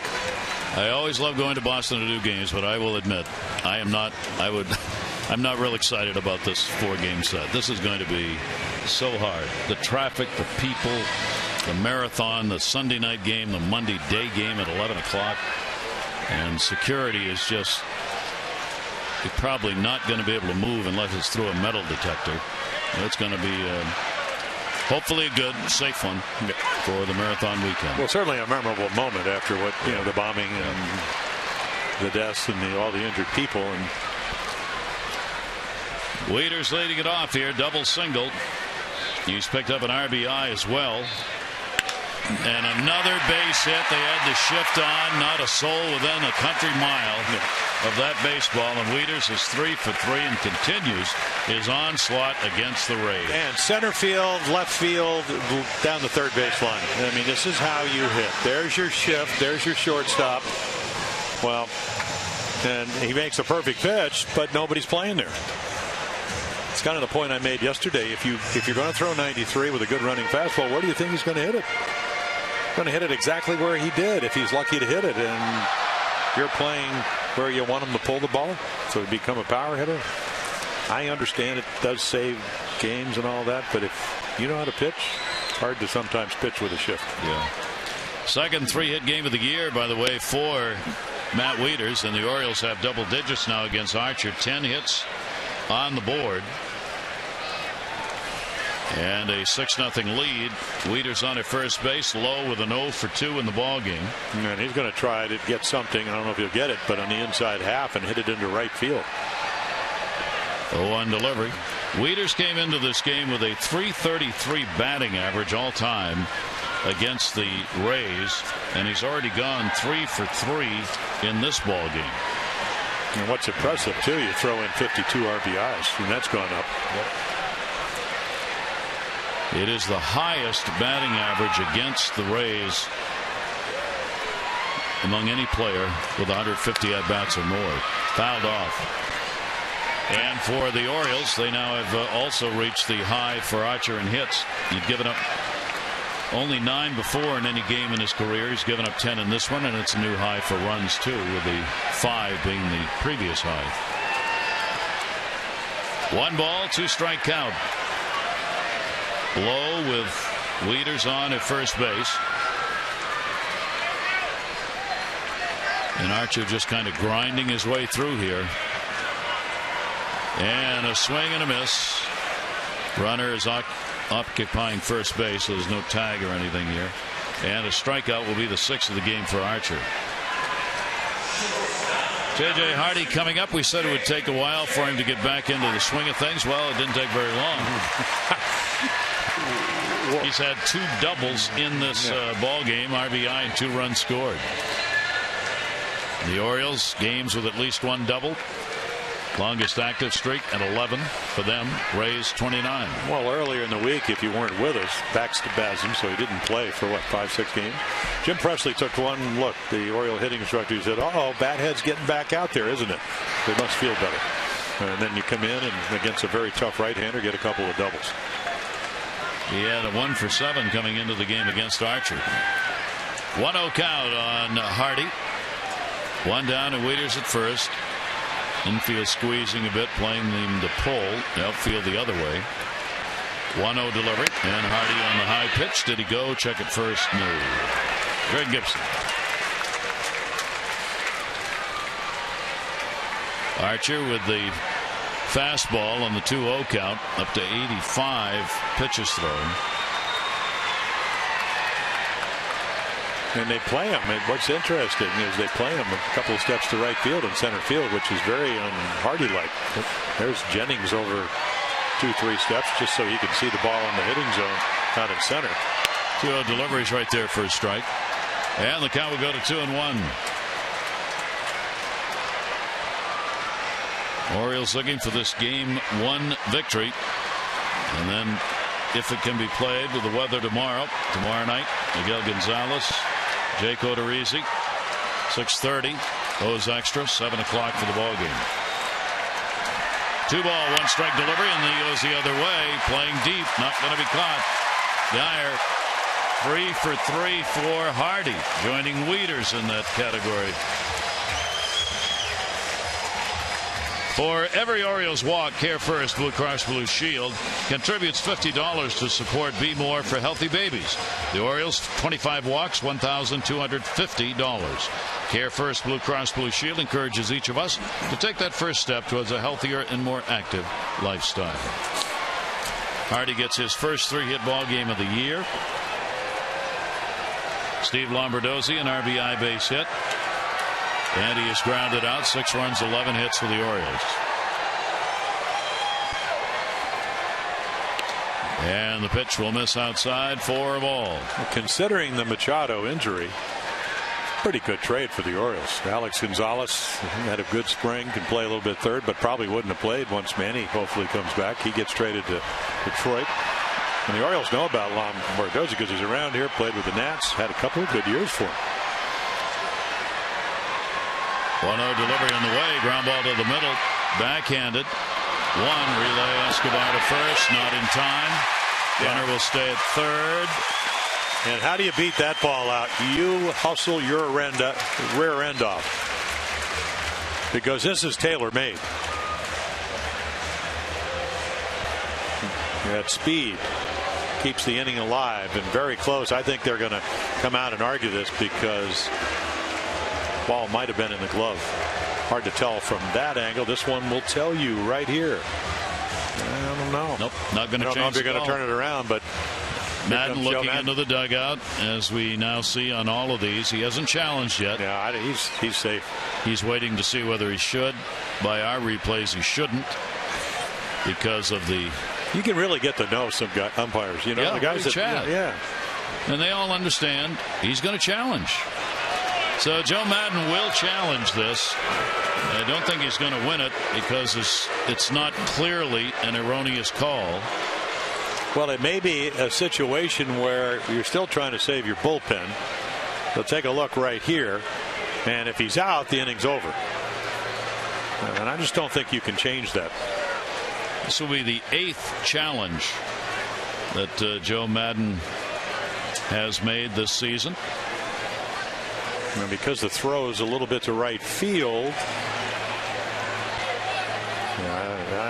the foot you can't see from that angle because his left thigh is in the way. The other change that has occurred, right as you're watching this, the fans in the ballpark are watching it on the scoreboard. That's part of the rules now, that all the ballparks have to show the replays of the play that's being challenged on the board in the ballpark. It used to be you couldn't do that. Yeah, Buck Showalter was talking in the pregame on Saturday night. He said, I miss going out there and arguing. And then, of course, he segued into what would Earl do? What would John Farrell do? Yeah, exactly. John knows what to do. Yeah. I think it's a tie. Close, but is it enough? No, because it's a tie. Has to be clear that the call was wrong. That looks like the foot's down and the ball is in the glove. And so what does that mean? That's a tie. So you're not supposed to change a tie. Doesn't mean they won't. And the reason Major League Baseball, one of the reasons they wanted the replays to be on the board while this is going on, is so the fans would have something to watch rather than the umpire standing with a headset. And the new rule, when we talked about this a couple of nights ago, is that the glove doesn't have to be closed. But even from that angle, I don't know if you can discern whether the ball was actually in the glove when the foot was coming down on the bag. So I would be surprised if they overturn this. Either way, Steve Lombardozzi really hustles it into a possible keep the inning alive. You be the replay umpire in New York and make the call. Is it what I like? I mean, wrong? look at the positioning of Greg Gibson. How good it is. You can't tell. No, you can't tell. But he's right there. I mean, he's in perfect position. He's not running, and what he sees emphatically is safe. Just not clearly wrong. So let's go. It's a long one. Yes, there we go. I think they got it right. So he loses the one challenge he has. And the play on the field stands. And I hate that part of it. That's that middle thing. It's not overruled. It's not clearly wrong. It's the play stands. I don't know what that means. Well, that means he got it right. Fair. I know, but why do you need a middle thing? What? It's either it was right or it was wrong. Instead of the play stands in the middle. I think that interpretation of that is it was right. Well, it is. That has to be the interpretation. I'm trying to logically. Yeah. There you go. Yeah, there I go again. And the pitch is taken for a strike. Ryan Flaherty, there's Boxberger, the addition we talked about earlier, added to the roster today. And back and forth a couple of times this year already. Runners at first and third. There are two down. Flaherty reaching on the fielder's choice, or Lombardozzi rather, and Flaherty at the plate has struck out, a single, RBI, and a run scored. And he's going to get another one, and that's why you challenge. That'll bring home Waiters. Flaherty, 2 RBIs, 2 hits. And the Orioles extend the lead to 7-0. Nice at bat. Flared one the first time up. The Orioles get on the board for the second run. This time tries to throw a slider. Where's the bat head? To the ball. Doesn't quite get it in or down, and Ryan is ready for it. Hits it so hard, Zobrist. He only hit it about 2 feet from Ben Zobrist. He just couldn't get to it. Orioles are now 6 for 12 with runners in scoring position. And here's another chance. Nick Markakis, who's had an 0 for 3 in the ballgame. Deep. Heading to foul territory, and that's where it will end up. Only the second changeup of these 5 innings. He tried to backspin it out of here.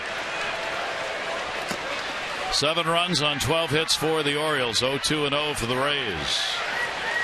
As the O's bats really exploding here against a real good one. Chris Archer, he will finish up here. You got to believe in this inning, and Joe Maddon would like for him to get that final out if he can.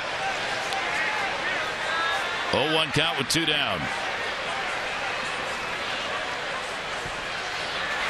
Markakis takes a strike on the outside corner.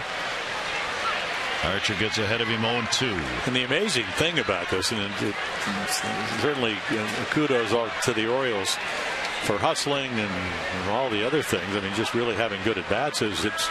Archer's made some really good pitches. He's made some bad ones too, but his stuff is electric. Just the Orioles have been waiting. Every time he makes a mistake, they seem to be on it. 0-2 delivery. Markakis inside. Nick with a career .261 average against Tampa Bay.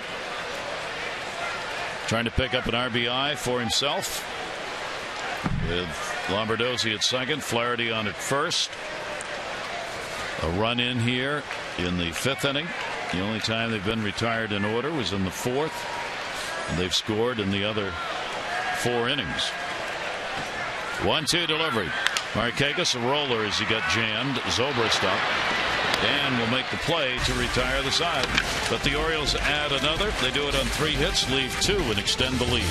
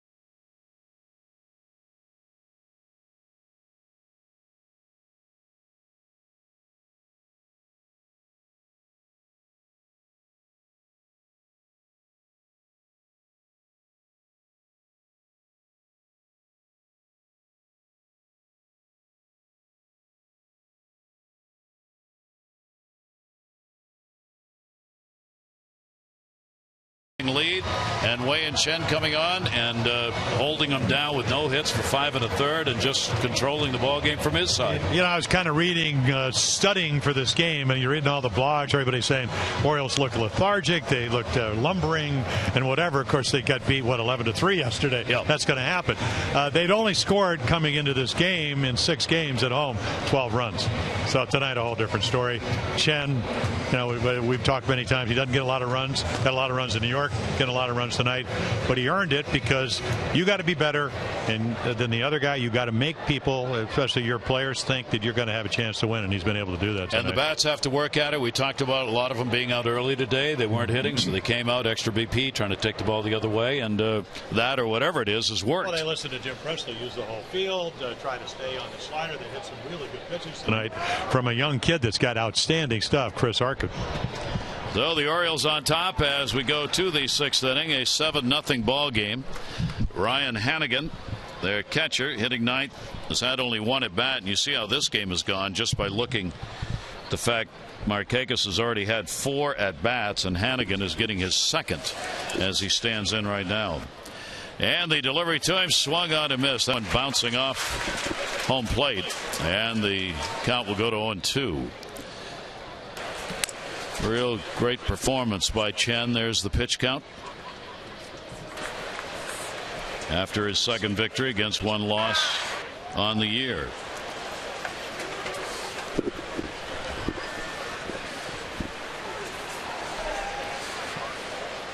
And the 0-2. Taken. Will miss down low. Ball and 2 strikes. Yeah, that's it. Buck Showalter, night to just kind of chat with his bench coach for the moment and let the game roll on. Here's the 1-2 delivery on the way, and that's going to be outside. So a 2-ball, 2-strike count on Hannigan, Zobrist, and Jennings at the top of the order, scheduled to come up. Tampa Bay team that won 92 games and had 71 losses last season. 7-6 coming into this one. They've already gone 4-0 in one-run ball games. They've played some tight games. Chase that one way up in the air. Well, using all his pitches early in the count, so all of a sudden you can go out there. It's not spring training because it counts, but you've used your changeup, you used your curveball. You've shown him over the last 2.5 innings or 2 1/3 innings that you're not going to just be a fastball guy. So all of a sudden you get him to chase some pitches. You're not predictable. And meanwhile, your team has gotten you 7 runs. Zobrist top of the order and 0 for 2. He has grounded out twice. 1 down, and the pitch will be taken away. The Rays offense has been up and down so far this year. They opened a season scoring 31 runs in their first 6 games, and then they've had only 13 in their last 8, including tonight. They've already been on a seesaw offensively early in the season through just 13 games. Yeah, and the amazing thing is that we told you about the 1-0, 2-1, and 1-0 win. So they can win other ways, but they're not doing it with the bats. 1-1 delivery on the way, and that will just miss. Zobrist with a 2-ball, 1-strike count. Chen able to throw a lot of strikes with this 7-0 lead. 2-1 delivery, and that's going to miss down low. So he falls behind here 3-1.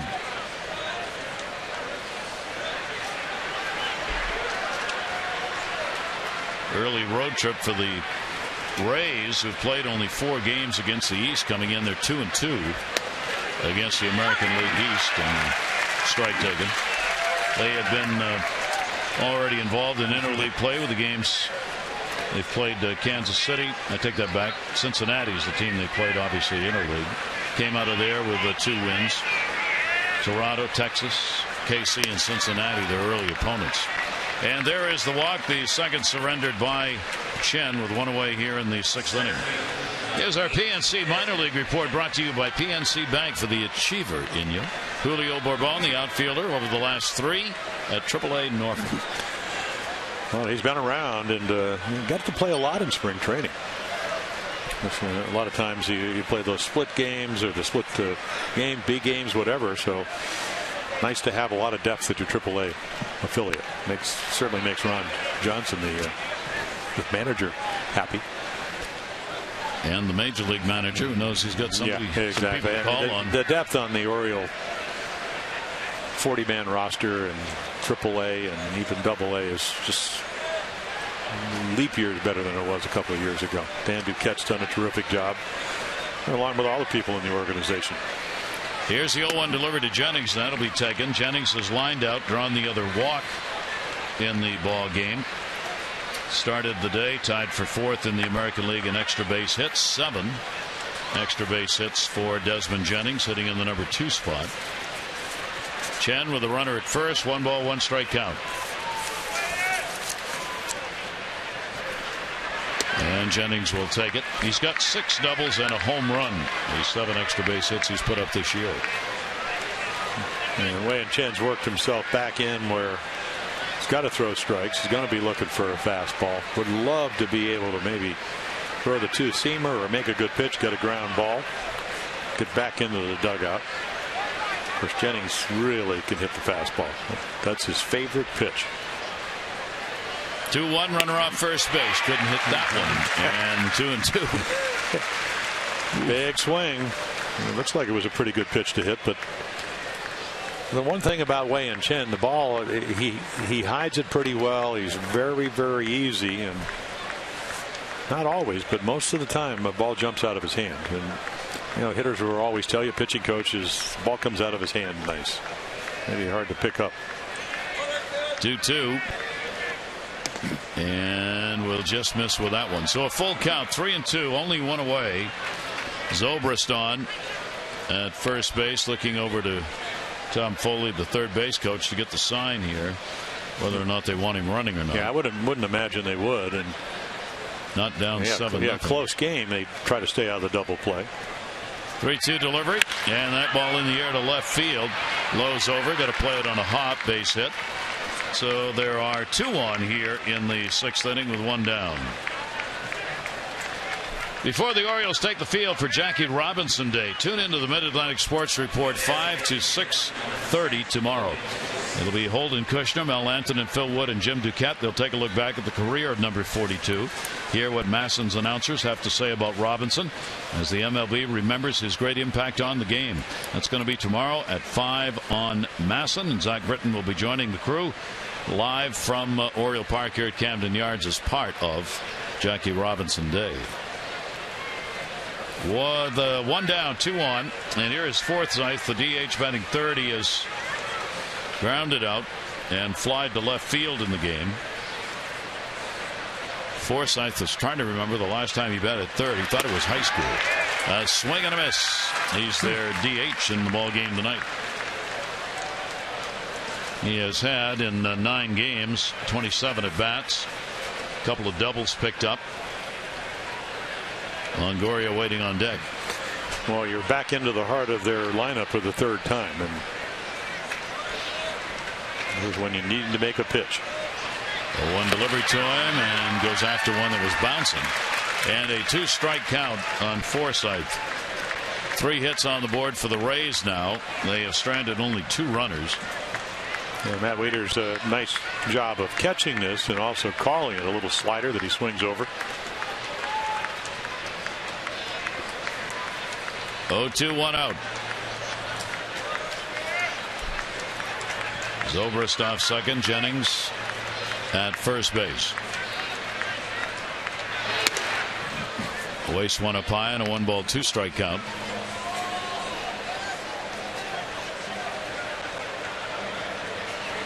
Chen working in the mid-80 pitch count. But it has been a relatively easy night. Not pressure pitches, with the Orioles getting on the board early and expanding it. 1 and 2. And a swing and a miss. 4 strikeouts for Chen, 2 in the inning. It is just so much easier when you can get to strike 2 and get him to chase, trying to be defensive. Any hitter will tell you with 2 strikes you have to protect up and away, which is where this ball is. You got the breaking ball, the inside part of the plate. That'll bring Longoria up 2 on. Longoria came into the ball game 5 for 13 against left-handers this year. He's grounded out, struck out in this one. And Longoria lifts it. That'll be a base hit into left field. Off on contact, Zobrist. He'll score. Got it planted third. The run may not count. Ball gets away at will. And the runner will go to second. So an RBI base hit for Longoria. Zobrist scores. Had that play been made at third, I don't think Zobrist would have crossed the plate before the out was made, but all that's for naught as everybody's safe. Yeah, it happened last night in New York. Beltran didn't run hard, but right here, I mean, if you can catch the ball and it's a short hop, he's out. The ball short hops, and Ryan Flaherty just trying to catch it, snap the tag. Most likely would have been able to tag him. Longoria gets his 6th RBI of the ball game. There he is at second base, going to second on the throw. It is a 7-1 game. Myers has struck out and popped out. And long ball, always a danger right here to put the Rays back in the ball game. Will Myers, 4 RBIs, looking for his first home run of the season. And it all started with what Wei Chen didn't want to do, which is what Zobrist does so well, which is the base on balls. With the 0 for 2 in this ball game, Myers now 2 for 16 off left-handers this year. That's going to go to center, Jones, and he's got it. Sinking line drive, Adam Jones. A run in on a couple of hits, and 2 are left on base. Orioles lead at 7-1.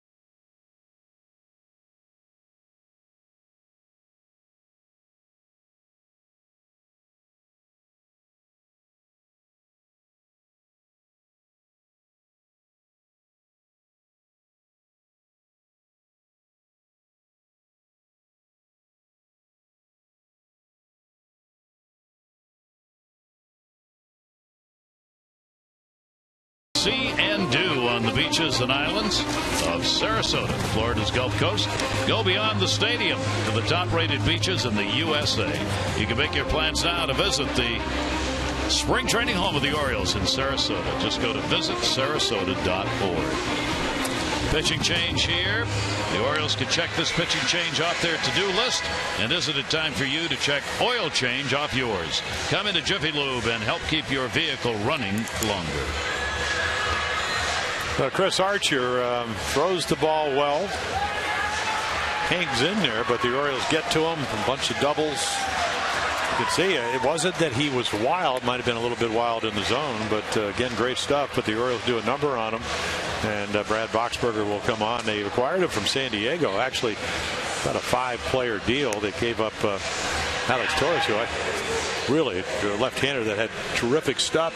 Boxberger over the last 4 minor league seasons per 9 innings, 12.53 strikeouts per 9 innings. So we've been up and down a couple of times. Had a really good spring for him, where, because that's how you impress him. 1 run in 7 innings pitched. So we'll see him for the first time.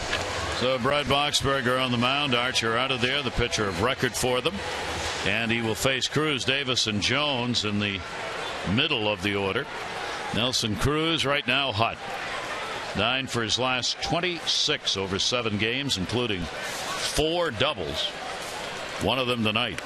He has had a single, double RBI, 2 runs scored, 2 for 3. The designated hitter tonight for the Orioles. And getting it done in the 2 spot, kind of a different spot for Nelson Cruz. Well, without Manny Machado, it's, he can assume that role. He can hit the ball of course, he can shoot the ball into the right field, but does it with tremendous power. Certainly missed Manny Machado with his 51 doubles. And glove, and that's a nice little fastball. So we've seen them all. Change up, breaking ball, fastball at 93. Came up today, added to the roster. Boxberger. 1 ball, 2 strike count. And swinging through that one, foul tipped. Held on to by Hannigan, the catcher, and a strikeout for him. Coming up, Davis and our Lexus of Towson drive of the game. As Chris Davis drilled one, 2nd inning. Home run? Not quite. But he would end up with a double and an RBI. Our drive of the game brought to you by Lexus of Towson, the area's #1 Lexus dealer. Come see why at LexusofTowson.com.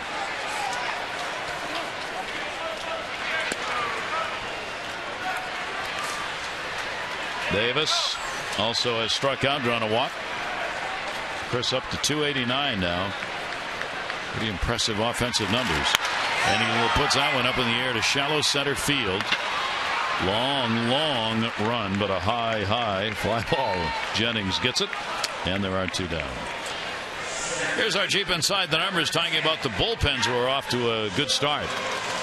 Well, they certainly are, and Orioles want to get in there. Josh Stinson giving up the runs yesterday. That's going to inflate the Orioles ones, but kind of pretty constants there. But maybe the only one that's snuck in there is Cleveland, even though they did get to the playoffs last year.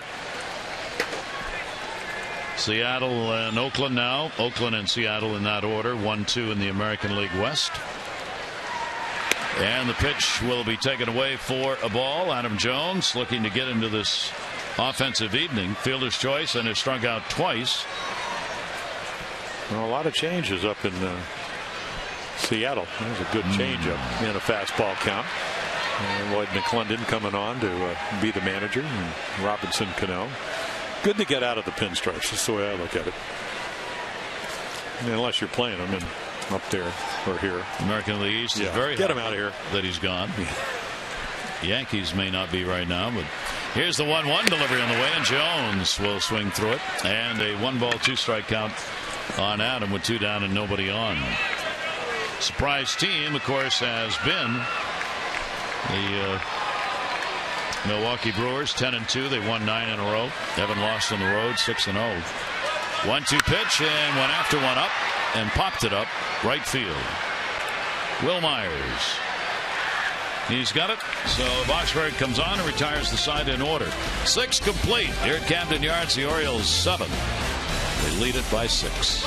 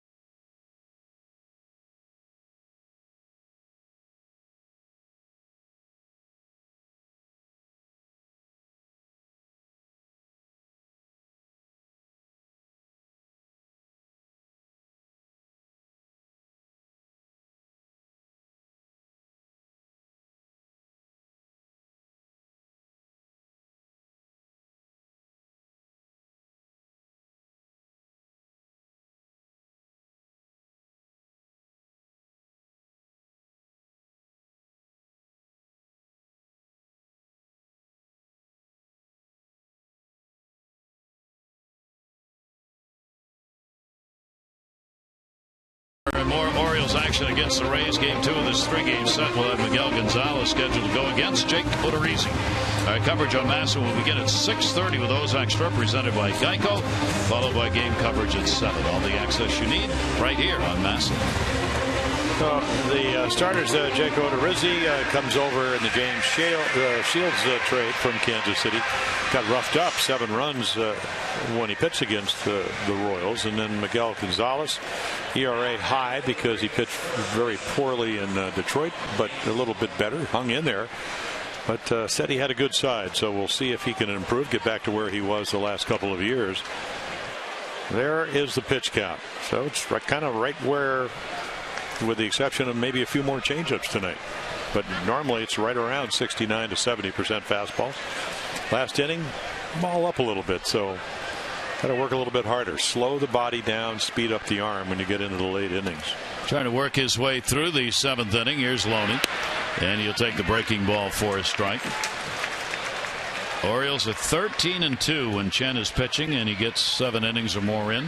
And he, of course, has won the ball games 11-1 in those situations. Retrieving a baseball that came out in center field. 0-1 count on Loney. It'll be Loney, Geyer, and Escobar due up for the Rays. And the 0-1 delivery by Chen will be inside. 1 ball and 1 strike. What a find in a sense. I was talking to Joe Madden last spring, not this spring, but last spring when they signed James Loney. I said, what's he going to bring to the ball club? He said defense, average, and RBIs. And he did all those things.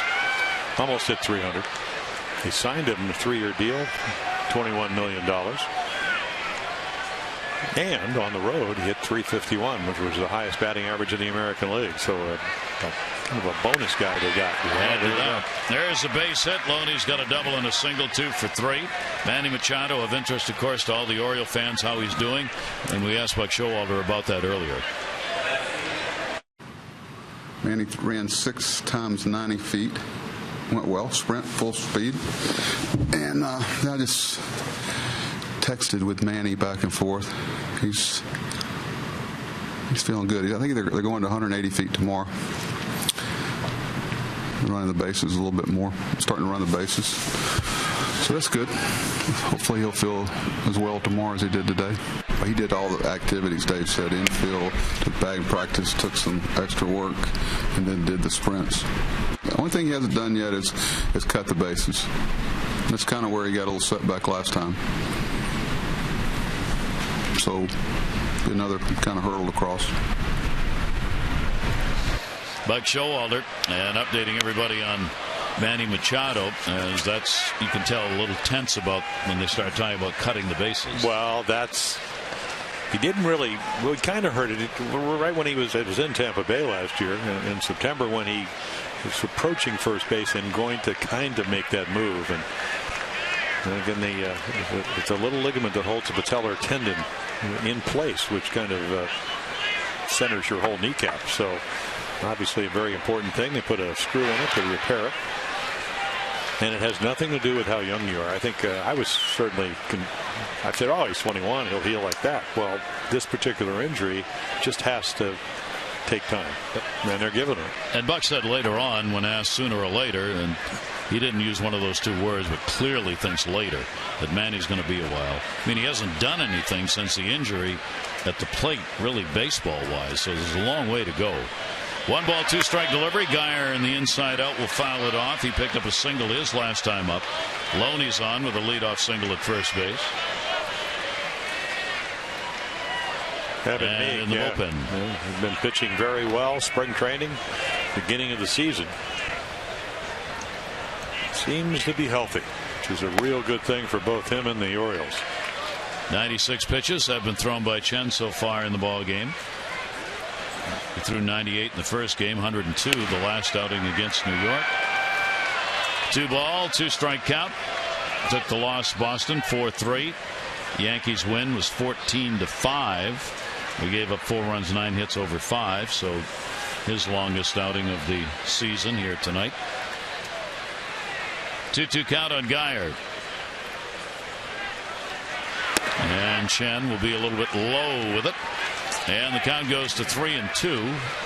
Chen may be running out of gas. He is. And you can just tell because the velocity's down, release point, having trouble finding it. And Dave Wallace, who's come on this year as a pitching coach, he knows that. He's got a man ready to go.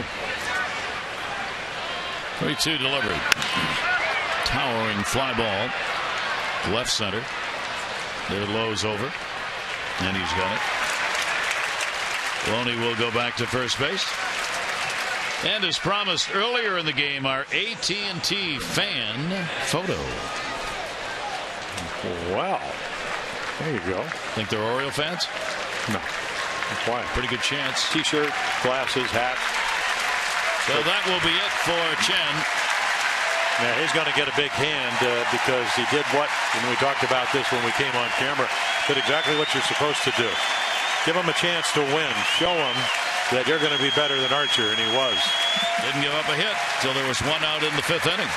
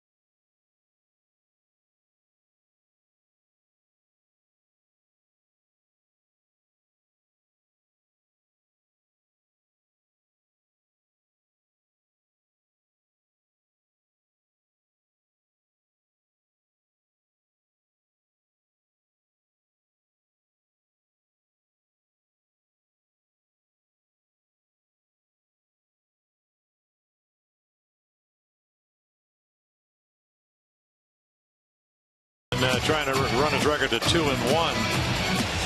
Really pitches well, used all his pitches tonight. Meanwhile, the Orioles are getting him all kinds of runs. A 7-0 lead one time, in and out. Used his changeup more than most likely any time in his career. Well, Matt Wieters and Chen, 6 1/3, will lead with a 7-1 lead. Evan Meek comes on. He's been outstanding. Runner on first with 1 out here in the 7th. And Meek's delivery will be taken up high for a ball. Escobar has grounded out, hit into a double play. Well, there are the numbers. Couple of hits, 5 1/3. Pretty much has a little split-fingered fastball we see every once in a while. But he's got the cut fastball, the Mariano Rivera type of pitch. And the 1-0 delivery on the way will be put in the air to left field. Hit hard. Low back. Warning track wall, and he's got it. Now lined up. Yep. Escobar is retired. We want you to notice something as two starters talk to one another. Notice there is no interpreter. And I'm going to remind Wei Chen about that. Tillman, Chen, Tillman. No interpreter there. Yeah, and they gave the little fist bump. I saw him in the hallway today in the outside the training room. I said, Buena suerte. He goes, what? What? I said, good luck. Good luck, yeah. And he had good luck to this point. Joyce will come on as the pinch hitter for Hannigan with 2 down here in the 7th inning. They're one of their hottest hitters. Now Joyce not in the lineup because of the left-hander starting for the Orioles. But against a right-hander, he'll be in there with a .355, 2 home runs, 7 RBI start. One more RBI, which leads the team with 7 than Evan Longoria, who drove his 6th run tonight. And the pitch will be taken for a strike. Evan Meek. Loney on at first base. 5 hits in the game for the Rays, 12 for the O's. Orioles leading at 7-1. It's been an errorless ball game dominated by the Orioles offense. It's been set down 1-2-3 only 2 times in these 6 innings. And the 0-1 pitch just misses. It's pretty much been a strike all night long. 93-mile-per-hour cutter. Wei Chen a chance to go 2-1. Orioles lead stands up for the rest of the ball game. 1-1 delivered to Joyce. He'll take it. And that pitch is going to miss. The last 2 not missing by very much. Nope. 2-1. Little backdoor cutter. And you better make some good pitches. 11 for 27 against righties this year.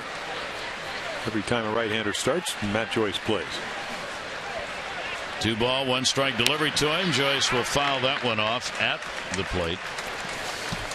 Good time to take a look at this out of Sports Illustrated. Some feelings that have been generally stated. While it's still early, the O's need far more from their starters, especially Jimenez, to stay afloat in the AL East. They need those starters to turn it around fast with the next 10 games coming against division foes. Well, that's exactly what Wei Chen did in the ball game tonight. And I will venture to say his quotes is that I needed to be a little bit better to take him deeper into the game. Especially with the 7-0 lead at one point. Yep. Little chopper back to Meek. He'll run over and make the flip. No runs on 1 hit, no errors, and 1 left on base. The Orioles on top 7-1. 7th inning stretch time at Camden Yards.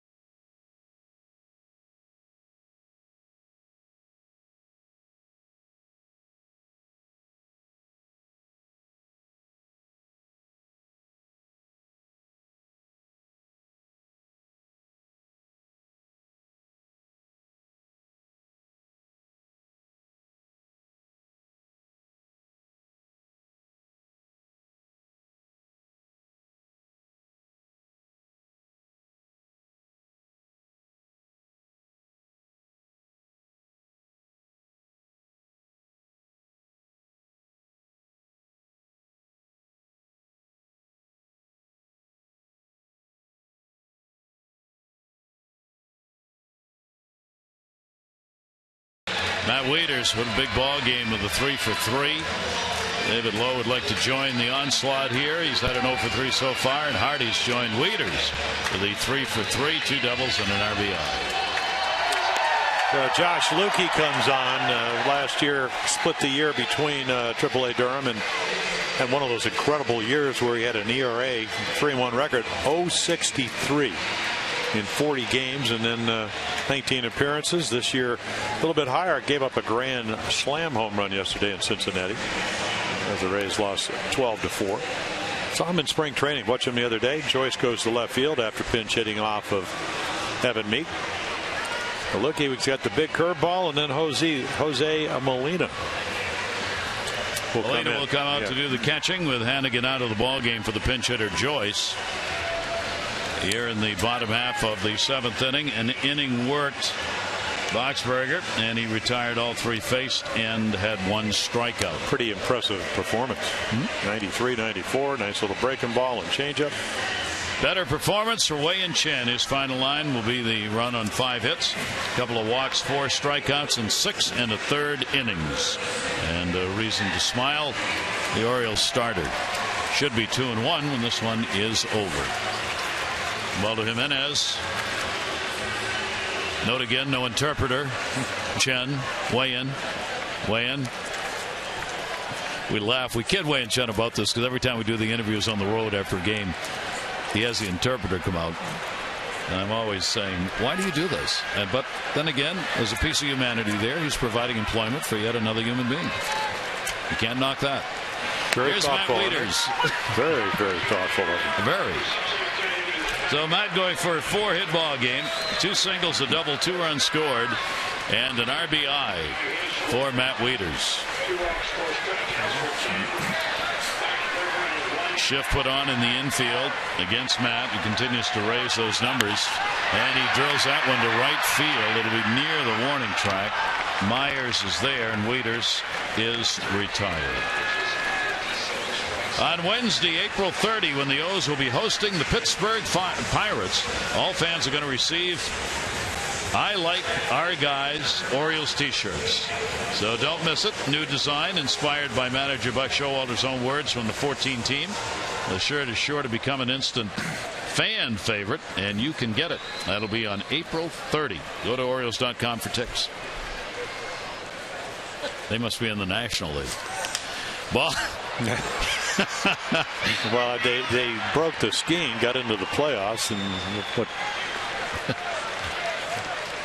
After having like 20 losing seasons in a row, and so happy for Clint Irvin. Yeah, he's such a good guy. He's had a real good managerial career. Got a new deal with them here at the start of the season. Pirates started out like a house of fire. It's kind of turned off. They're playing .500. They've lost 3 in a row coming into today's play, and they're going to have to chase that Brew Crew down.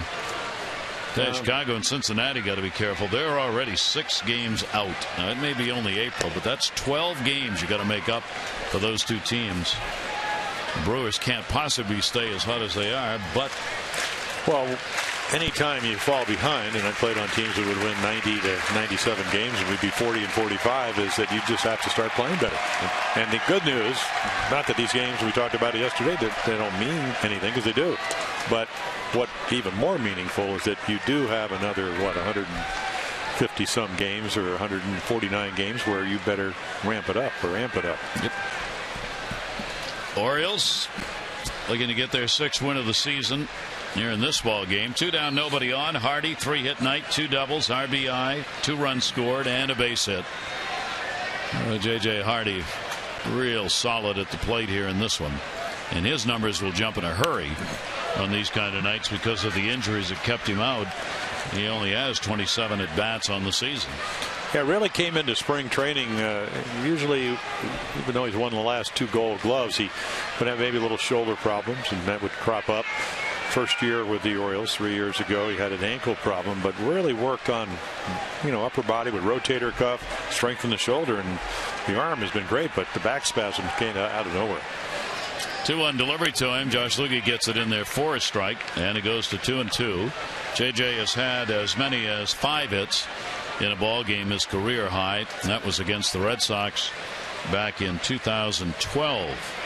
Pleasant night for Jim Presley watching this offense roll 7 runs and 12 hits on the board. 2-ball, 2-strike delivery. Lukey gets it in on a sinker ball, and that will retire the side in order. 7 complete here at Camden Yards, and the Orioles on top 7-1.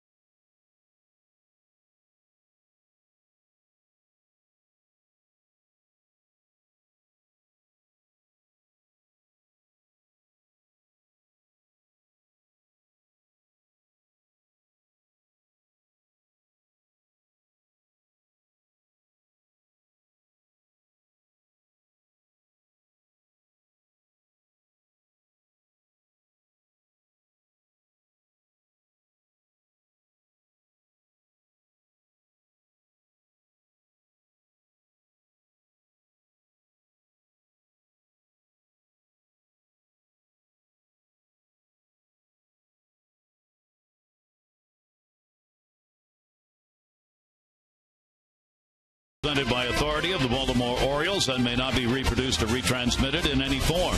And the accounts and descriptions of this game may not be disseminated without the express written consent of the Baltimore Orioles. A full lunar eclipse at about 2 o'clock in the morning. You can see the moon will occur tonight. What, 12 to 2, I think. 12 to 2. Yeah, but I'm not sure you'll see it here because it's going to be cloudy. But at that time of night, I have a hard time seeing things. Here is Ben Zobrist. Because you're asleep, of course. Yes, actually, that's the exact reason why. And the pitch will be taken for a strike. Zobrist walked and scored in the 6th inning. RBI picked up by Longoria with a base hit. 0 for 2 officially at the plate. And Zobrist with an 0-1 count. Meek came on and retired the 2 that he faced in the 7th inning. Pitch taken inside. 1 ball, 1 strike count.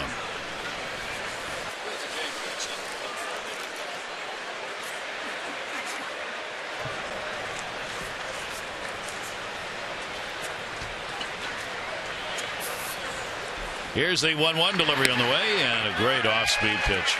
Big arm motion and a real good changeup. Yeah, the splitter change. Well, he's got him, and like opening day, maybe 89, ball going all over the place, ball real slick. He said, I don't know who was pitching there because he was an all-star in 2010, but he said I got a little maybe amped up and all that, and then the stuff has really gotten, as it was in spring training, a lot better. And he throws hard. That's 93, 94. Now that's a major differential. Yeah. 82 mile an hour split change and a 94 fastball. But he's all about making, I mean, obviously making his pitches, but the cutter, you kind of throw it, the ball. We saw Rivera all those years, it just moves. You think it's going to be there, and it goes here. That's going to be a base hit towards left center field. Jones over to get it. So Zobrist is on with a single to lead off the 8th inning. And fans can once again select a player to be immortalized in a bobblehead giveaway, part of the AT&T Fans Choice bobblehead promotion. Go to Orioles.com/bobblehead. You can vote for Tommy Hunty, Ubaldo Jimenez, Darren O'Day, Chris Tillman. You can do it by the numbers 1, 2, 3, 4 if you would prefer to do it that way. And you will automatically be entered to win a VIP experience, including tickets to that September 21 game. Orioles.com/bobblehead. Right field and foul. Jennings. Well, that's going to make Derek Shelton happy that he uses the whole field, even though it might have broken his bat.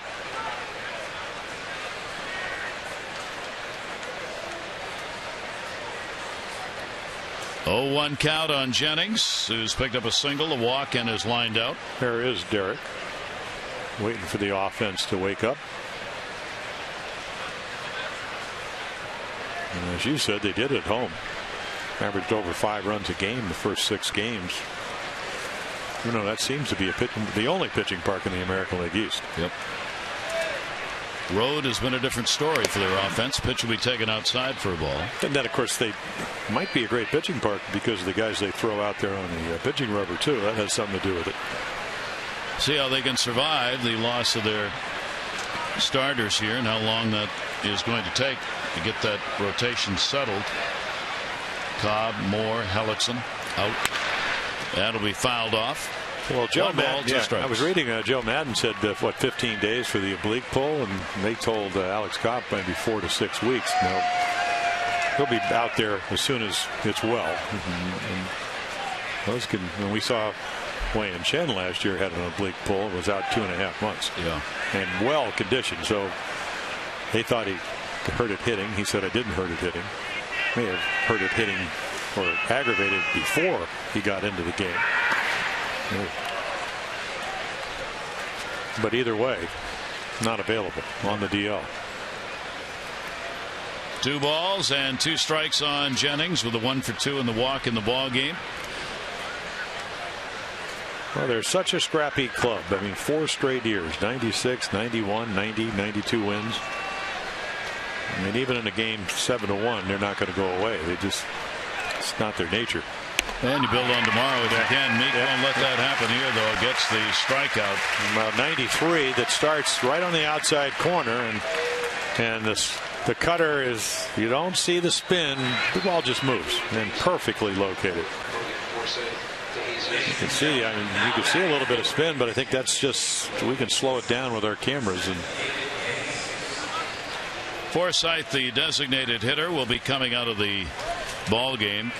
And David DeJesus will be pinch hitting for him. There are the numbers for DeJesus so far, as Forsythe had an 0 for 3 in the ball game.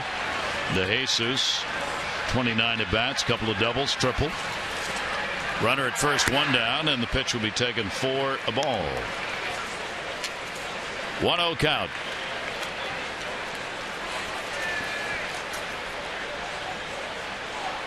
Meek in relief of Wei Chen, dominated the Rays bats in this start.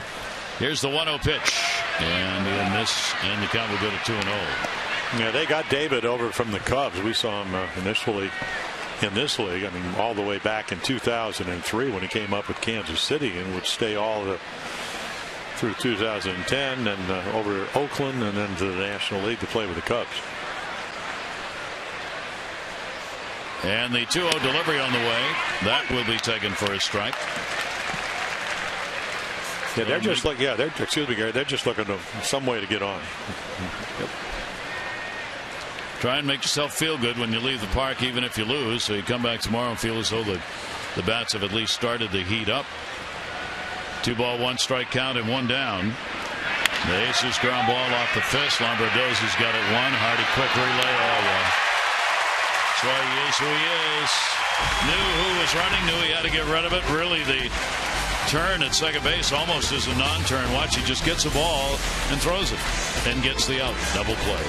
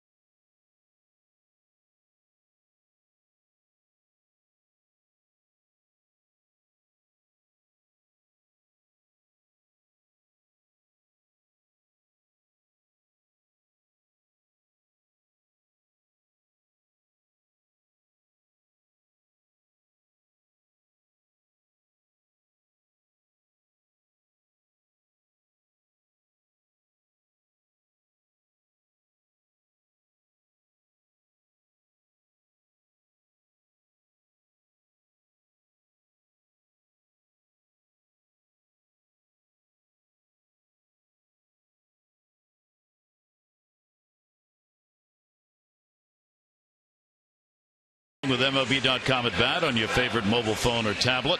At Bat brings you baseball wherever you are with look-ins, instant replays, scores, highlights, MLB TV Game of the Day, classic games, and more. Download the award-winning MLB.com at Bat on the App Store or go to Orioles.com. Gary Thorne and Jim Palmer here at Camden Yards. The Orioles with a 7-1 lead, out hitting the Rays 2-1 in the ball game. And the Orioles batting as we go to the bottom half of the 8th inning. Lombardozzi a single and an RBI. He is 1 for 3 in the ball game. Outfield will shade him towards left. And Lookie's pitches it the other way, and just out of the reach is Zobrist, a base hit. So a 2-hit ball game for Lombardozzi. Yeah, got a big hit earlier in the game up the middle to add another run, and he's got a quick bat from this side of the plate. Contact hitter with a quick bat, doesn't uppercut the ball. Exactly what you want from a guy that doesn't have a lot of power. Look at that. It's very similar to what happened when they scored 14 runs and 20 hits in New York, with the bottom of the order back 6, 7, 8, 9. I think it's something like 12 hits. And coming through again in this game, here is Ryan Flaherty, part of that. 2 RBIs, 2 singles, 2 for 3 for Flaherty. Shift on against him. He goes the other way to short. Longoria's the only one there, and they get 1 on the fielder's choice. So he had a lot of room over there on the left side. Unfortunately for Ryan Flaherty, hit it to the one guy who was still over there. Yeah, he just takes the pitcher pitch on the first pitch, and of course Lukey, that's what you want. Threw a good sinker, pitch to Lombardozzi, was a fastball up, but he was all over it. It's one of the few times you'll see a 5-6 put up, although I guess now with a shift you may see more of them.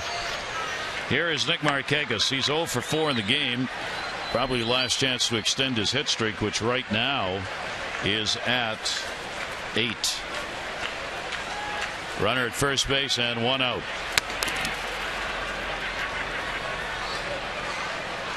And the delivery put in the air, left center field. Jennings on the run. Jennings will get there and make the catch for the second out. Yeah, boy, did he get to that ball in a hurry. I mean, Nick hit it really well. And plays in a big outfield down in Tampa Bay, and right here scurrying easily to run that down. Well, that's one of the reasons they let B.J. Upton go down to Atlanta. That and the $75 million was Darren O'Day. Saw him on Saturday night. Came in that extra inning, 12-inning 2-1 game. Cruz has had a single, double RBI, scored 2 runs. He is 2 for 4 in the ball game. 2 down. Cincinnati and Pittsburgh in a rain delay tonight. What a game they're having. Through 6 innings, they have had 10 home runs and 3 sets of back-to-back home runs in the ball game. Only the 3rd time ever for a team to have 3 sets of back-to-back runs in the same game. One of the great hitting ballparks in the National League, if not the best. What's the bandbox? Yeah, and that's why when the Rays went in there and won 2-1 and 1-0. That's now yesterday a little different as they got beat 12-4. That's a more typical game. Kind of tells you something. Didn't see it here tonight, even though Archer had good stuff, but maybe a little wild in the zone. But to win 2-1 and 1-0 in that ballpark. Orioles have never had the same 2 players hit back-to-back home runs in the same ball game. I mean, it's just very unusual to get them anyway. That'll go towards third base. Longoria's got a force at second. He'll go there to get it to Zobrist. No runs on 1 hit, no errors, 1 left on base. The Orioles 3 outs away from win number 6 when we come back.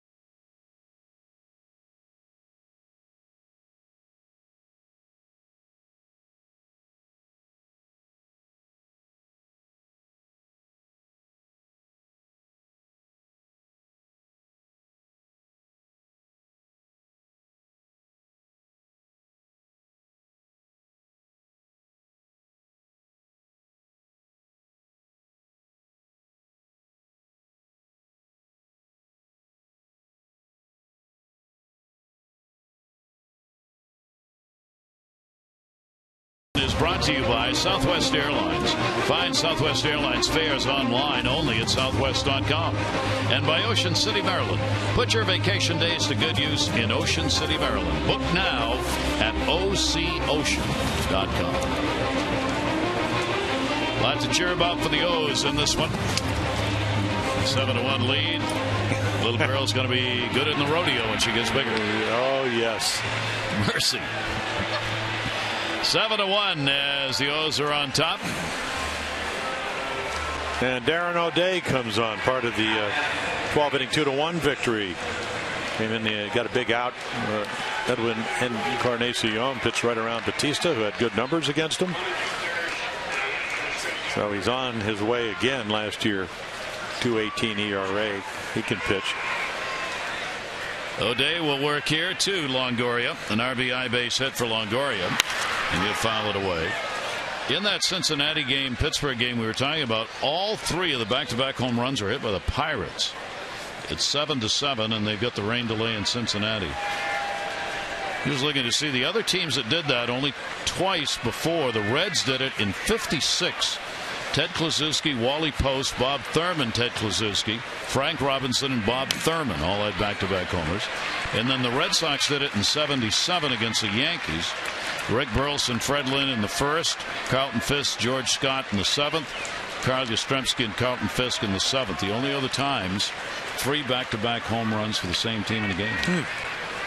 I'm surprised I wasn't on that list, having flung them. No. They probably need the rain delay to rest. They're all tired. And a strike on the outside corner. Longoria goes. Well, you talked about the fact you still don't want to give away at bats. You don't want an umpire to take them away. And that ball off the corner. But I mean, from here, take a look. Starts right on the corner, and Matt Wieters just catches it off the corner, but he calls it. And Longoria, I mean, he's not going to get thrown out. He's just going to say, I would have rather have had another pitch to hit. And that'll be taken by Myers. And that one was the same place. Yeah. Which is probably what Longoria's hollering out right now. Will Myers and 0 for 3 in the ball game. 1-0 count, 1 down. The Orioles looking to wrap this up. Chen will be the winner, 2-1. Chris Archer will take the loss. He'll be 1-1. Chen with the 1 run, 5 hits, 6 1/3. He did not give up a hit until the 5th inning with 1 out. Archer got tagged in the first for a run, and the Orioles were off and going. They had 6 runs on the board by the time the 3rd inning was over, and have not looked back. Everybody getting involved tonight. Yeah, Bud Norris started that Saturday evening game against the Jays and won 7 innings, shutout innings. Yeah. See, if the late Cal Ripken Sr. heard you talking about the game being over, I learned this from him in instructional. It's true, he's right. One of the bat boys started putting the bats away. Don't ever do that. He goes, need 27 outs, need 27 outs. Never do that. You're absolutely correct, and it can change. Which is why Evan Longoria didn't want to be called out on a pitch he thought was a little bit outside. 1986, Shea Stadium, Fenway. Was all cheering, and Bob Murphy and I were beginning to put paper in our bags with the New York Mets trailing, and then suddenly there was a base hit to right and a base hit to center and a base hit to left, and Ray Knight was scoring, and oh my God, we pulled the papers back out and went on to Game 7. Was that the game the ball went through Buckner's leg? That's the one, which most people still think was the end of that World Series. It wasn't even the end of Game 6. No. And I had done the playoffs, and every time the Red Sox got a lead, they put in Dave Stapleton. But they left Buckner in, John McNamara, because he wanted him to be on the field when they won the World Series, because he had a terrific year with a bad ankle. Big mistake. And on the scoreboard at Shea Stadium in that half inning, there was a congratulations Red Sox on winning the World Championship. It was up for about 1 second, but it was up on the scoreboard when they were 2 down. A 1-0 count. 1 down, runner on at first base. Myers with the 0 for 3. James Loney at the plate. Myers on at first. And the pitch will be taken for a strike.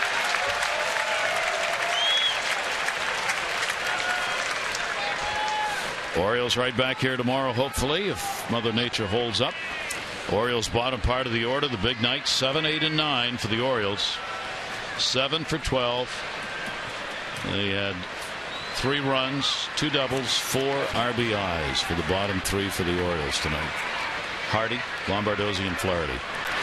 And a ground ball towards second base. It'll be played. Lombardozzi, Hardy, and that's the ball game. And the Orioles pick up an impressive win on a fine start by Chen and a great night for the offense. 7 runs on 13 hits in the game. We'll be back to Camden Yards. There's your final line. Game 1 of this series to the O's.